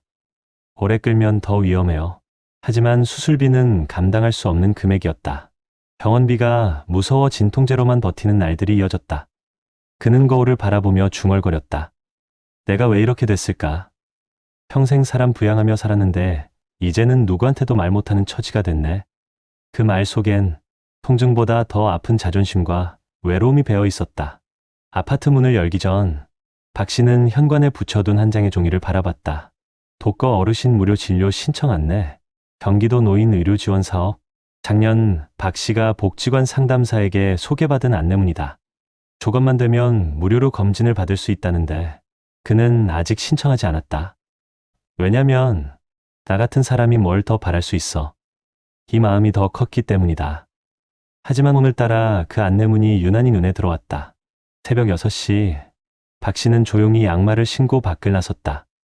계단을 내려올 때마다 무릎에서 소리가 났지만 발걸음은 어딘가 향하고 있었다. 그는 작은 목소리로 말했다. 오늘은 한번 가볼까? 병원까지는 못 가도 복지관이라도. 박준호 씨의 노년은 그렇게 아주 작은 용기 하나로 다시 움직이기 시작했다. 박준호 씨는 골목 어귀에 선 채 복지관 간판을 바라보았다. 하얀 이슬이 맺힌 새벽 공기 속 복지관 현관문만 밝게 불이 켜져 있었다. 여기 들어가면 그래도 조금은 나아지겠지? 하지만 발걸음은 쉽게 떨어지지 않았다. 그는 주머니 속 손을 꽉 움켜쥐었다. 주름 사이로 스며든 차가운 감정이 속삭였다. 내가 이런데 도움받는 사람이었나? 가난보다 더 견디기 힘든 건 스스로를 도와달라고 내세우는 그 순간이다. 문을 열고 들어가자 따뜻한 난방이 몸을 감쌌다. 어르신 오셨어요? 추우셨죠? 복지관 상담사 김소연 씨가 환하게 웃으며 다가왔다. 박 씨는 손사래를 치며 말했다. 아, 그냥 안내문 보고 궁금해서 대단한 건 아니고. 소연 씨는 그의 무릎을 흘끗 보고 조심스럽게 물었다. 요즘 무릎 많이 아프시죠? 걸음걸이가 예전보다 더 불편해지셨어요? 박 씨의 얼굴이 순간 굳어졌다. 누군가 자신의 몸 상태를 알아본다는 사실이 왠지 모르게 부끄럽고 동시에 위로가 되었다. 어르신, 의료지원 신청하시면 기본검진은 전부 무료예요. 무릎 MRI도 조건만 맞으면 비용 거의 안 드시고요. 박 씨는 놀란 표정으로 물었다. 그렇게까지 된다고요? 네, 생각보다 많은 분들이 몰라서 못 받고 계세요. 그 말에 박준호 씨의 눈이 천천히 흔들렸다. 그는 속으로 생각했다. 나는 그냥 참고 사는 게 당연한 줄 알았는데 생각보다 나 같은 사람에게도 길이 있었던 건가. 그때 박 씨의 휴대폰이 울렸다. 화면엔 미정이라는 이름이 떠 있었다. 5개월 만에 전화였다. 아빠 요즘 어떻게 지내? 그 이따가 잠깐 볼 수 있을까? 박 씨는 순간 말문이 막혔다. 보고 싶은 마음은 항상 있었지만 딸에게 부담될까, 약한 모습을 보일까 두려워. 먼저 찾지 못했던 시간들이 떠올랐다. 겨우 입을 떼어 말했다. 그래, 아빠 괜찮다. 하지만 그의 손은 약하게 떨리고 있었다. 전화를 끄는 박 씨에게 소연 씨가 부드럽게 말했다. 어르신, 아픈 거 부끄러운 거 아니에요. 도움받는 것도 잘못이 아니고요. 박 씨는 천천히 고개를 들었다. 그동안 굳어있던 마음이 조금씩 풀리는 것 같았다. 나도 치료를 받아도 되는 사람일까요? 소연 씨는 조용히 고개를 끄덕였다. 당연하죠. 어르신도 누군가의 소중한 가족이잖아요. 박 씨의 손끝이 미세하게 떨리며 무릎 위에서 느리게 오므려졌다. 문 밖으로 나왔을 때 햇빛이 막 골목 사이로 떨어지고 있었다. 조금 전까지만 해도 그에게 아침은 그저 버텨야 하는 하루의 시작이었다. 하지만 지금은 아주 작은 희망이 깃든 이른 아침처럼 느껴졌다. 그래, 오늘은 병원까지 한 번 가보자. 그는 천천히 그러나 분명한 발걸음으로 골목을 내려가기 시작했다. 박준호 씨는 떨리는 손으로 카페 문 앞에 서 있었다. 초라해 보일까봐 주름이 깊어진 얼굴을 몇 번이나 손바닥으로 쓸어내렸다. 딸과 만나는 게 반가우면서도 두려웠다. 오늘은 무슨 얘기를 하려는 걸까? 잠시 후 딸 이미정이 조심스레 다가왔다. 그의 얼굴을 마주한 순간 미정은 몇 초 동안 말을 잇지 못했다. 아버지를 보고 놀랐다는 표정이었다. 아빠 얼굴이 왜 이렇게 수척해지셨어요? 그 한마디에 박 씨의 가슴은 철렁 내려앉았다. 아픈 모습이 들킬까 가장 두려웠는데 결국 숨길 수 없었던 것이다. 미정은 따뜻한 차를 건넸다. 아빠, 요즘 허리 아프다고 하셨잖아요. 병원은 다녀오셨어요? 박 씨는 서둘러 말문을 막았다. 별일 아니다. 나이 들면 다 그렇지. 하지만 미정은 알고 있었다. 그 말이 오래된 핑계라는 걸. 아빠 솔직히 말씀드릴게요. 엄마가 돌아가신 뒤로 아빠가 혼자 버티는 거 마음이 항상 걸렸어요. 박준호 씨는 시선을 피했다. 미정과 눈을 마주치면 괜찮다는 말이 더 이상 입에 붙지 않을 것 같았다. 침묵 끝에 박 씨가 낮은 목소리로 말했다. 병원비가 좀 걱정됐지. 아무리 저렴하다 해도 내 입장에선 큰 돈이니까. 그는 끝까지 체면을 지키고 싶었지만 딸 앞에서는 더 숨길 수가 없었다. 미정의 눈이 붉어졌다. 아빠 그런 문제 혼자 끌어안고 계셨어요? 왜 한 번이라도 저한테 말 안 하셨어요? 박 씨는 떨리는 목소리로 답했다. 내가 힘들까봐, 부담 줄까봐 그랬지. 그 순간 두 사람 사이의 묵직한 공기가 가라앉았다. 아버지의 자존심, 그리고 딸의 미안함이 동시에 터져나오는 순간이었다. 그날 오후 미정의 손에 이끌려 박 씨는 결국 병원에 오게 되었다. 접수 창구 앞에 서는 동안 그는 긴장으로 어깨가 굳어 있었다. 아버님, 무릎 MRI랑 정형외과 진료부터 잡아드릴게요. 간호사가 친절하게 말했지만 박준호 씨의 표정은 점점 굳어졌다. 진료비가 얼마나 나올지, 혹시 큰 병이 나올지, 그 모든 불안이 한꺼번에 몰려왔다. MRI 촬영을 마치고 나온 후 정형외과 의사는 모니터 화면을 가리켰다. 어르신 예상보다 상태가 많이 안 좋습니다. 무릎 연골이 거의 다 닳아있고 척추 디스크까지 동반됐어요. 박 씨는 귀에서 윙하는 소리가 나는 듯 했다. 의사는 말을 이어갔다. 지금은 걷고 있지만 이대로면 몇 달 뒤엔 일상생활도 어려울 수 있습니다. 수술이 필요합니다. 그 말이 떨어지는 순간 박준호 씨의 손이 파르르 흔들렸다. 수술? 그는 얼굴을 들지 못했다. 자신의 몸이 이렇게까지 망가져 있었다는 사실을 받아들이기가 너무 힘들었다. 진료실 밖 딸 미정은 결국 눈물을 흘렸다. 아빠 왜 이렇게 될 때까지 참으셨어요? 누가 아빠한테 이렇게 살라고 했어요? 왜 저한테 한 번도 말 안 했어요? 박 씨는 미정의 손을 잡지도 못한 채 그저 고개만 떨구었다. 미안하다. 정말 미안하다. 그 말 뒤에 담긴 의미는 평생 가족을 위해 살아온 아버지의 마음, 그리고 혼자 맞은 노년의 쓸쓸함이었다. 진료비 견적서를 들고 복도에 서 있는 박 씨는 표정이 굳어 있었다. 20만 원이 조금 넘는 금액, 수술비까지 포함하면 앞으로 더 많이들 터였다. 미정이 조용히 말한다. 아빠, 제가 다 처리할게요. 걱정하지 마세요. 그러자 박 씨는 단호하게 고개를 저었다. 안 된다. 나는 내 짐이 되고 싶지 않다. 이 말은 가난보다 더 두려운 단어였다. 짐. 수많은 60대, 70대 시청자들이 자신을 보는 듯한 가장 마음 아픈 장면이 바로 이 순간이었다. 박준호 씨는 복도 의자에 조용히 앉아 조용히 손을 모았다. 수술을 받아야 하지만 부담 줄까봐 두렵고 그렇다고 버티면 다리가 더 망가질 것을 알고 있었다. 그의 인생은 지금 이 병원 복도에서 가장 큰 갈림길을 맞고 있었다. 병원에서 돌아온 박준호 씨는 낡은 전등 아래 조용히 앉아 있었다. 견적서 한 장이 테이블 위에 놓여 있었고 그 종이만 바라보는 그의 눈빛엔 섞인 감정들이 덩어리처럼 쌓여 있었다. 수술을 받으면 3개월은 꼼짝 못할 텐데 누가 나를 도와줄까? 그리고 그 옆에서 딸 미정은 조용히 아버지를 바라봤다. 그의 어깨가 얼마나 작은지, 얼마나 무거운 삶을 버텨왔는지 오늘만큼은 선명하게 보였다. 아빠, 조심스러운 부름에 박 씨가 고개를 들었다. 저 어릴 때 아빠가 저를 업고 병원 다니던 거 기억나요? 박 씨의 눈썹이 살짝 떨렸다. 그때 아빠는 저한테 단 한 번도 내가 짐이다라고 말한 적 없었어요. 근데 왜 아빠는 혼자 이렇게 버티고 계셨어요? 그 말은 시간을 거슬러 박 씨의 가슴 깊은 곳을 찔렀다. 평생 가족을 위해 살아온 아버지. 그 아버지가 늙어 홀로 참아낸 시간. 그 사이에 말하지 못한 마음들이 미정의 목소리로 흘러나왔다. 박 씨는 긴 침묵 끝에 조용히 입을 열었다. 그래, 나도 이제는 좀 누구한테 기대봐도 되겠지. 미정은 눈물을 훔쳤다. 아버지가 처음으로 자신에게 의지하겠다는 말을 한 순간이었다. 아빠, 우리 같이 해요. 수술 받으세요. 제가 옆에 있을게요. 그제야 박 씨는 무너진 듯 고개를 끄덕였다.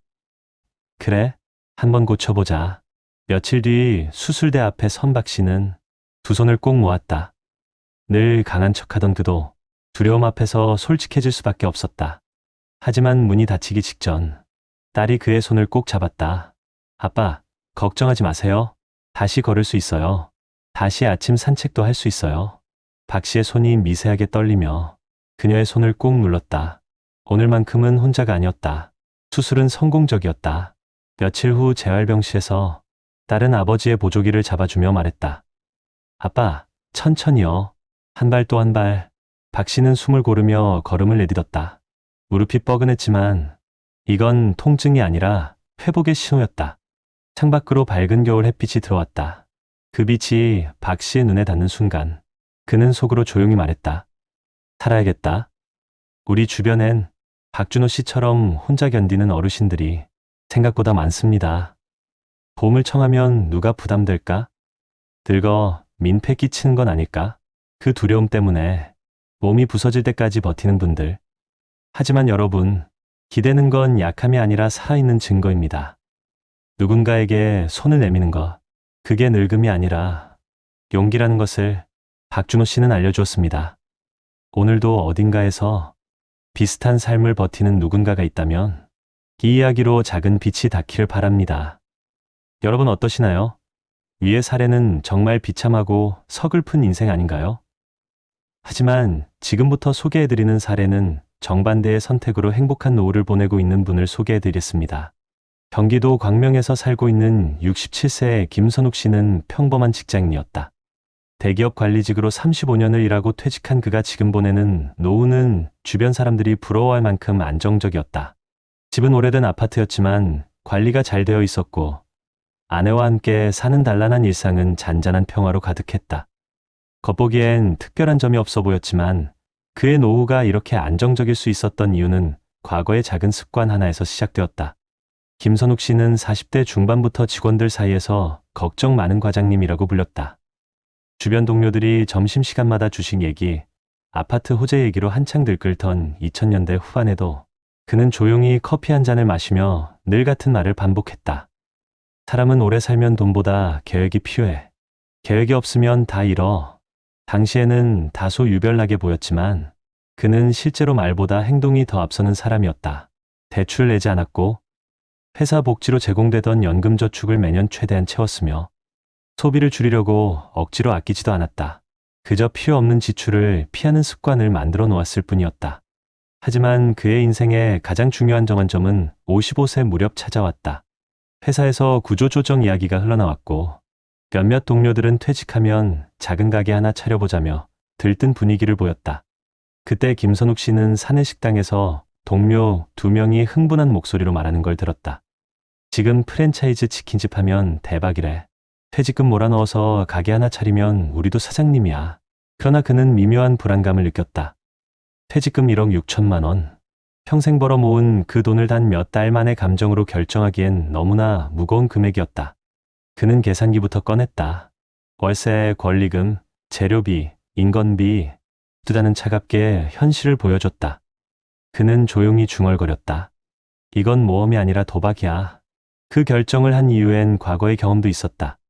김선욱 씨의 아버지가 작은 철물점을 운영하다가 경쟁이 심해져 결국 문을 닫았고 그 후 노년의 삶이 급격히 흔들린 모습을 어린 시절 지켜봤기 때문이었다. 그 기억은 오래도록 그의 마음속에서 경고등 역할을 하고 있었다. 퇴직을 앞둔 어느 날 회사의 노후교육 강의에서 한 강사가 말했다. 퇴직 이후 1년이 가장 위험합니다. 준비가 안 된 사람은 처음 1년 동안 소비가 폭발하고 준비된 사람은 처음 1년 동안 소비를 줄입니다. 그 문장은 그의 마음속에 깊게 박혔다. 퇴직 후 그는 실제로 아무것도 하지 않았다. 가게도 차리지 않았고 여행도 가지 않았다. 노후를 보상받아야 할 시기라고 생각하는 주변 사람들의 말과는 달리 그는 조용하게 일상을 유지했다. 그러나 그 조용한 선택이 그의 삶을 완전히 바꾸는 기반이 되었다.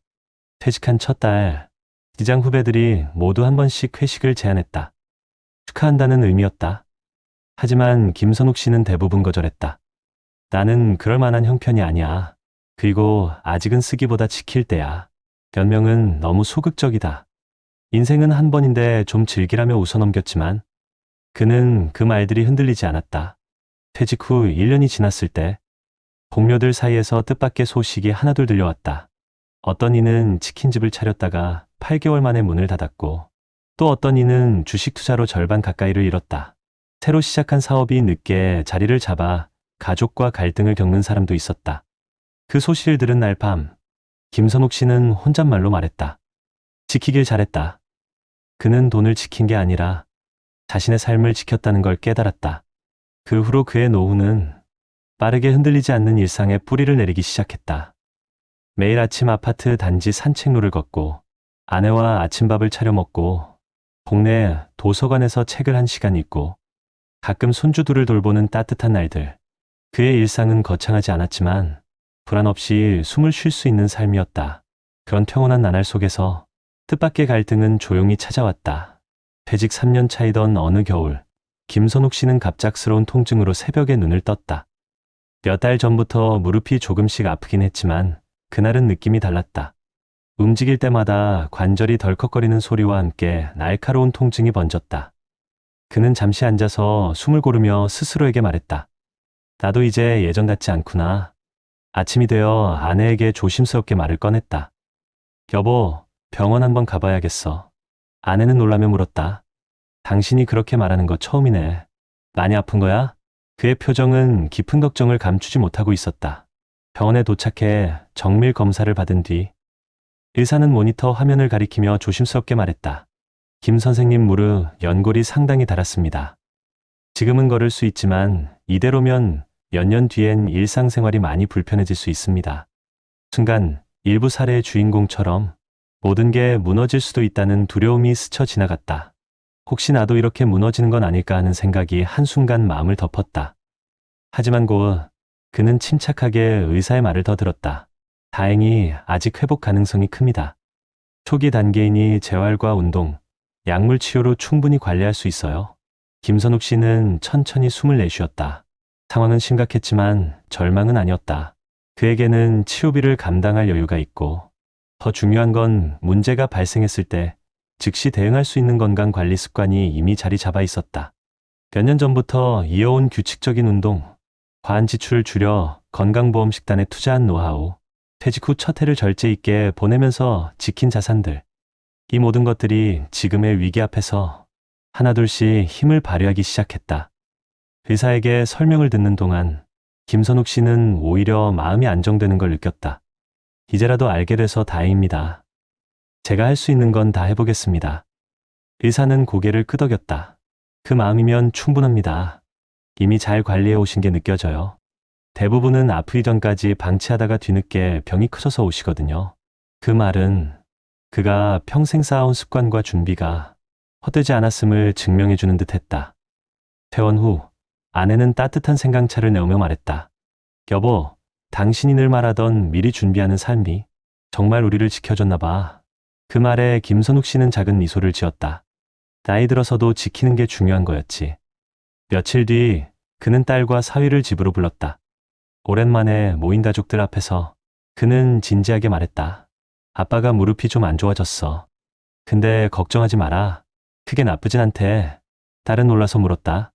아버지, 병원비는 괜찮아요? 혹시 필요하시면 말씀하세요. 그는 단호하게 고개를 저었다. 아빠는 평생 이런 날을 대비해서 준비해 놓은 게 있어. 너희한테 손 벌릴 일 없어. 딸은 잠시 말이 없었다. 그러다 조용히 웃으며 말했다. 아버지, 정말 대단하세요. 그 말 속엔 존경과 안심, 그리고 사랑이 담겨 있었다. 이 순간 김선욱 씨는 확신했다. 준비된 노후가 가져오는 건 단순한 경제적 안정이 아니라 가족에게 짐이 되지 않는 삶, 그로 인해 지켜지는 가족 간의 관계라는 것을. 김선욱 씨는 병원에서 배운 재활 운동을 꾸준히 따라했다. 한 번도 빠지지 않고 매일 아침 아파트 단지를 걸었다. 예전보다 천천히, 하지만 더 깊은 호흡으로 걸었다. 어느 날 아파트 단지 벤치에서 쉬고 있는데 아래층에 사는 74세 이웃 어른이 다가와 물었다. 김 선생, 요즘 더 젊어졌네. 비결이 뭔가? 그는 웃으며 대답했다. 비결이라기보다 걱정 만들지 않는 생활을 한 덕이죠. 이웃은 고개를 끄덕이며 말했다. 역시 준비된 사람은 달라. 그 말은 그의 지난 삶을 정확히 요약하는 한 문장이었다. 김선욱 씨는 어느 날 일기를 쓰듯 작은 메모를 남겼다. 나이 들어 후회하지 않으려면 돈보다 마음이 먼저 안정돼야 한다. 그리고 그 마음은 평생 습관이 만든다. 그의 노후는 화려하지 않았다.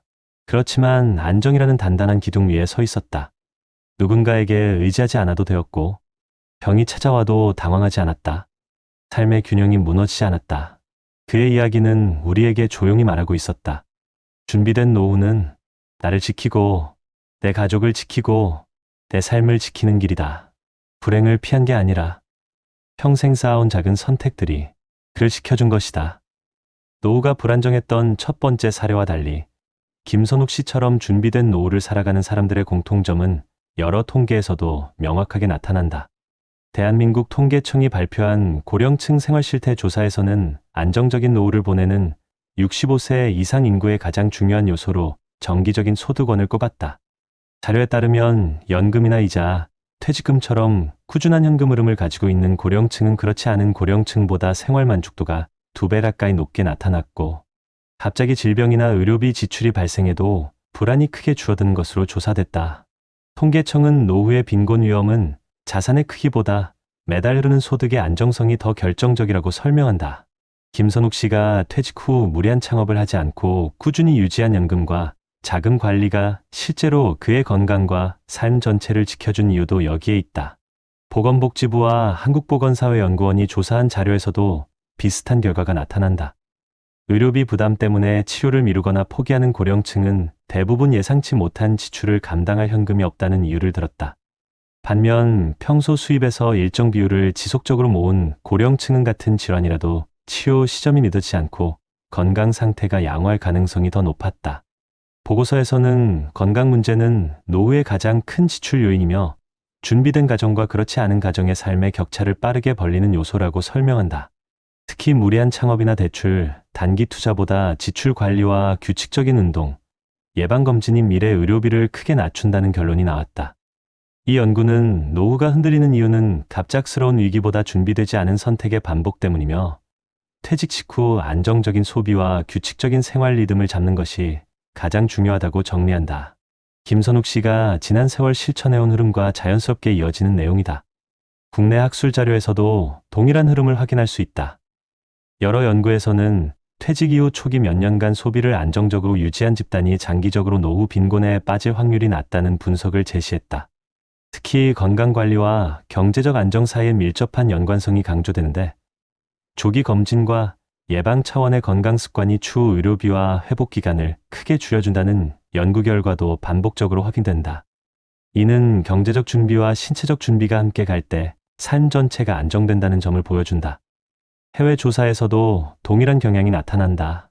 여러 국가를 비교한 조사에서는 은퇴 직후 과도한 소비를 줄이고 규칙적인 의료 관리를 유지한 고령층이 이후 평균 여생 동안 겪는 의료비 지출 증가폭이 낮다는 분석이 나왔다.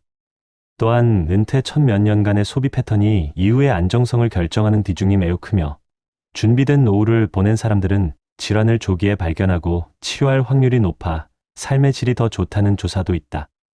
이는 김선욱 씨의 선택이 단순한 절약이 아니라 미래 위험을 줄이는 전략적 행동이었다는 사실을 잘 보여준다. 이 다양한 자료들이 공통적으로 말하는 결론은 단순하다. 노후의 격차는 소득의 높고 낮음보다 준비된 생활 습관이 만들어내는 차이에서 시작된다는 점이다. 그리고 그 준비는 화려한 수입이나 특별한 능력이 아니라 매일 반복된 작은 선택에서 비롯된다. 김선욱 씨처럼 평소 지출 관리하고 건강을 챙기고 돌발 상황을 대비해두는 사람은 아플 때 병원을 미루지 않고 가족에게 짐이 되지 않으며 위기가 와도 무너지지 않는 삶을 다져간다. 결국 노년의 안정은 하루하루의 습관과 선택의 결과라는 사실을 여러 통계와 연구가 증명하고 있다. 전문가들은 김선욱 씨처럼 안정된 노후를 지키기 위해 가장 중요한 것은 문제가 닥쳤을 때 흔들리지 않는 기초 체력을 마련하는 것이라고 말합니다. 여기서 말하는 기초 체력은 단순히 돈을 많이 모으는 것이 아니라 예측 가능한 지출을 줄이고 위험을 분산한 삶의 구조를 만드는 것을 의미합니다. 실제로 국내 고령정책 전문가들은 은퇴 후 가장 흔히 무너지는 항목이 의료비, 부채, 돌발 지출이라고 지적하며 이를 예방하기 위해 예방건강검진, 장기요양보험, 지역사회 건강관리 프로그램을 적극 활용해야 한다고 조언합니다. 대한민국 정부와 각 지자체도 고령층의 의료경제적 부담을 줄이기 위해 다양한 실질적 제도를 운영하고 있는데 많은 어르신들이 이러한 정책을 모르거나 신청하지 않아 혜택을 놓치는 경우가 많습니다. 예를 들어 보건복지부는 모든 66세 전후 어르신을 대상으로 국가건강검진과 치매 조기검진을 무료 또는 매우 낮은 비용으로 제공하고 있고 서울, 경기, 부산, 광주 등 주요 지자체에서는 찾아가는 건강버스, 모바일 건강관리 서비스, 독거노인 안부 확인 서비스, 어르신 방문간호 사업 등을 운영하여 작은 증상부터 큰 질환까지 조기에 발견하도록 돕고 있습니다. 특히 2025년부터는 전국적으로 시행되는 건강보험 심층 건강관리 서비스를 통해 혈압당뇨 고지혈증 같은 만성질환 관리까지 지역의원 중심으로 지원받을 수 있어 노인 의료비 부담이 크게 감소할 전망입니다.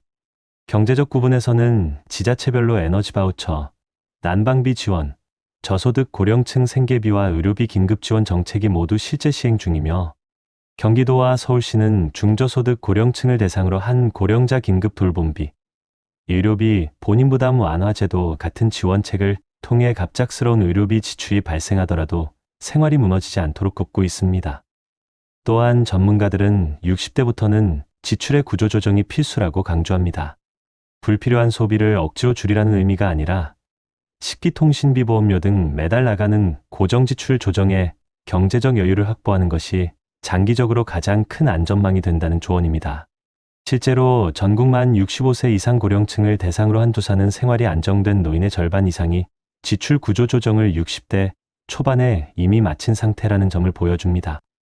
여기에 더해 정부는 고령자 근로장려금과 노년 일자리 사업을 통해 60대, 70대가 무리하지 않고도 월 소득을 보완할 수 있도록 돕고 있으며 2025년부터는 다양한 형태의 시간제 단기형 노년 일자리도 확대될 예정입니다. 해외에서도 한국과 비슷한 고령화 문제를 해결하기 위해 다양한 노후 정책을 시행하고 있습니다.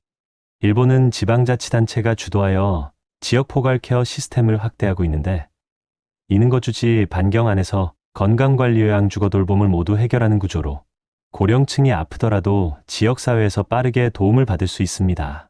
독일은 장기요양보험을 통해 가족 부담을 줄이는 데 중점을 두고 있고 실제로 노인이 갑자기 아프거나 거동이 어려워지면 요양간병 방문 도우미 서비스가 보험으로 자동 연계됩니다.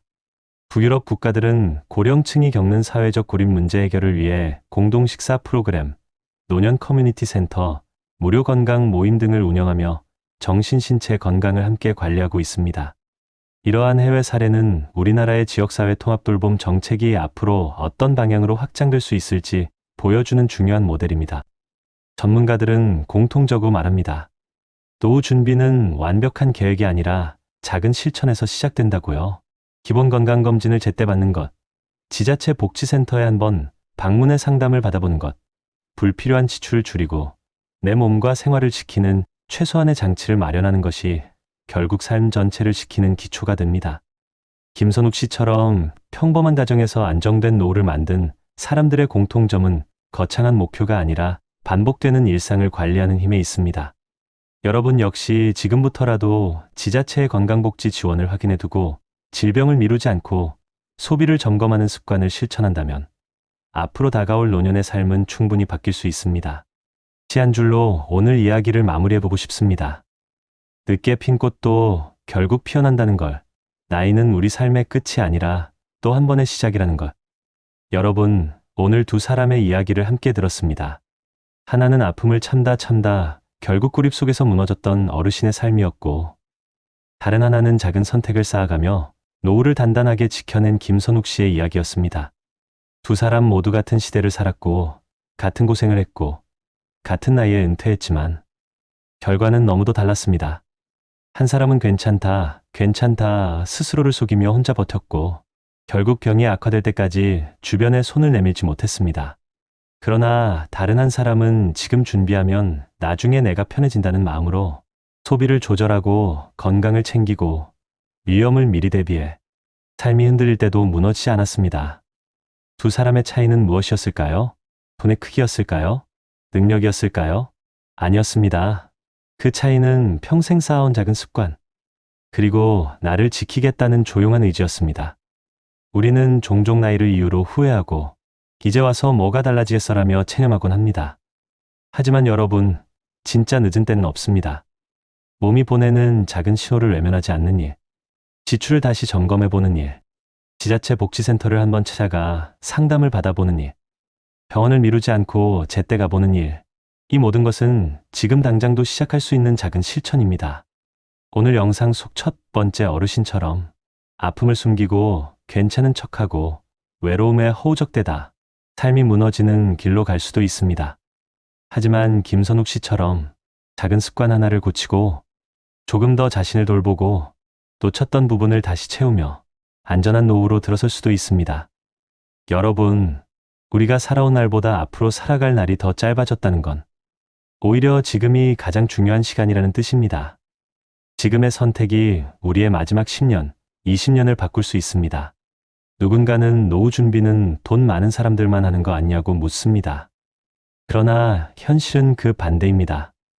준비가 필요한 사람은 바로 평범한 우리, 평범한 부모님, 평범한 어르신들입니다.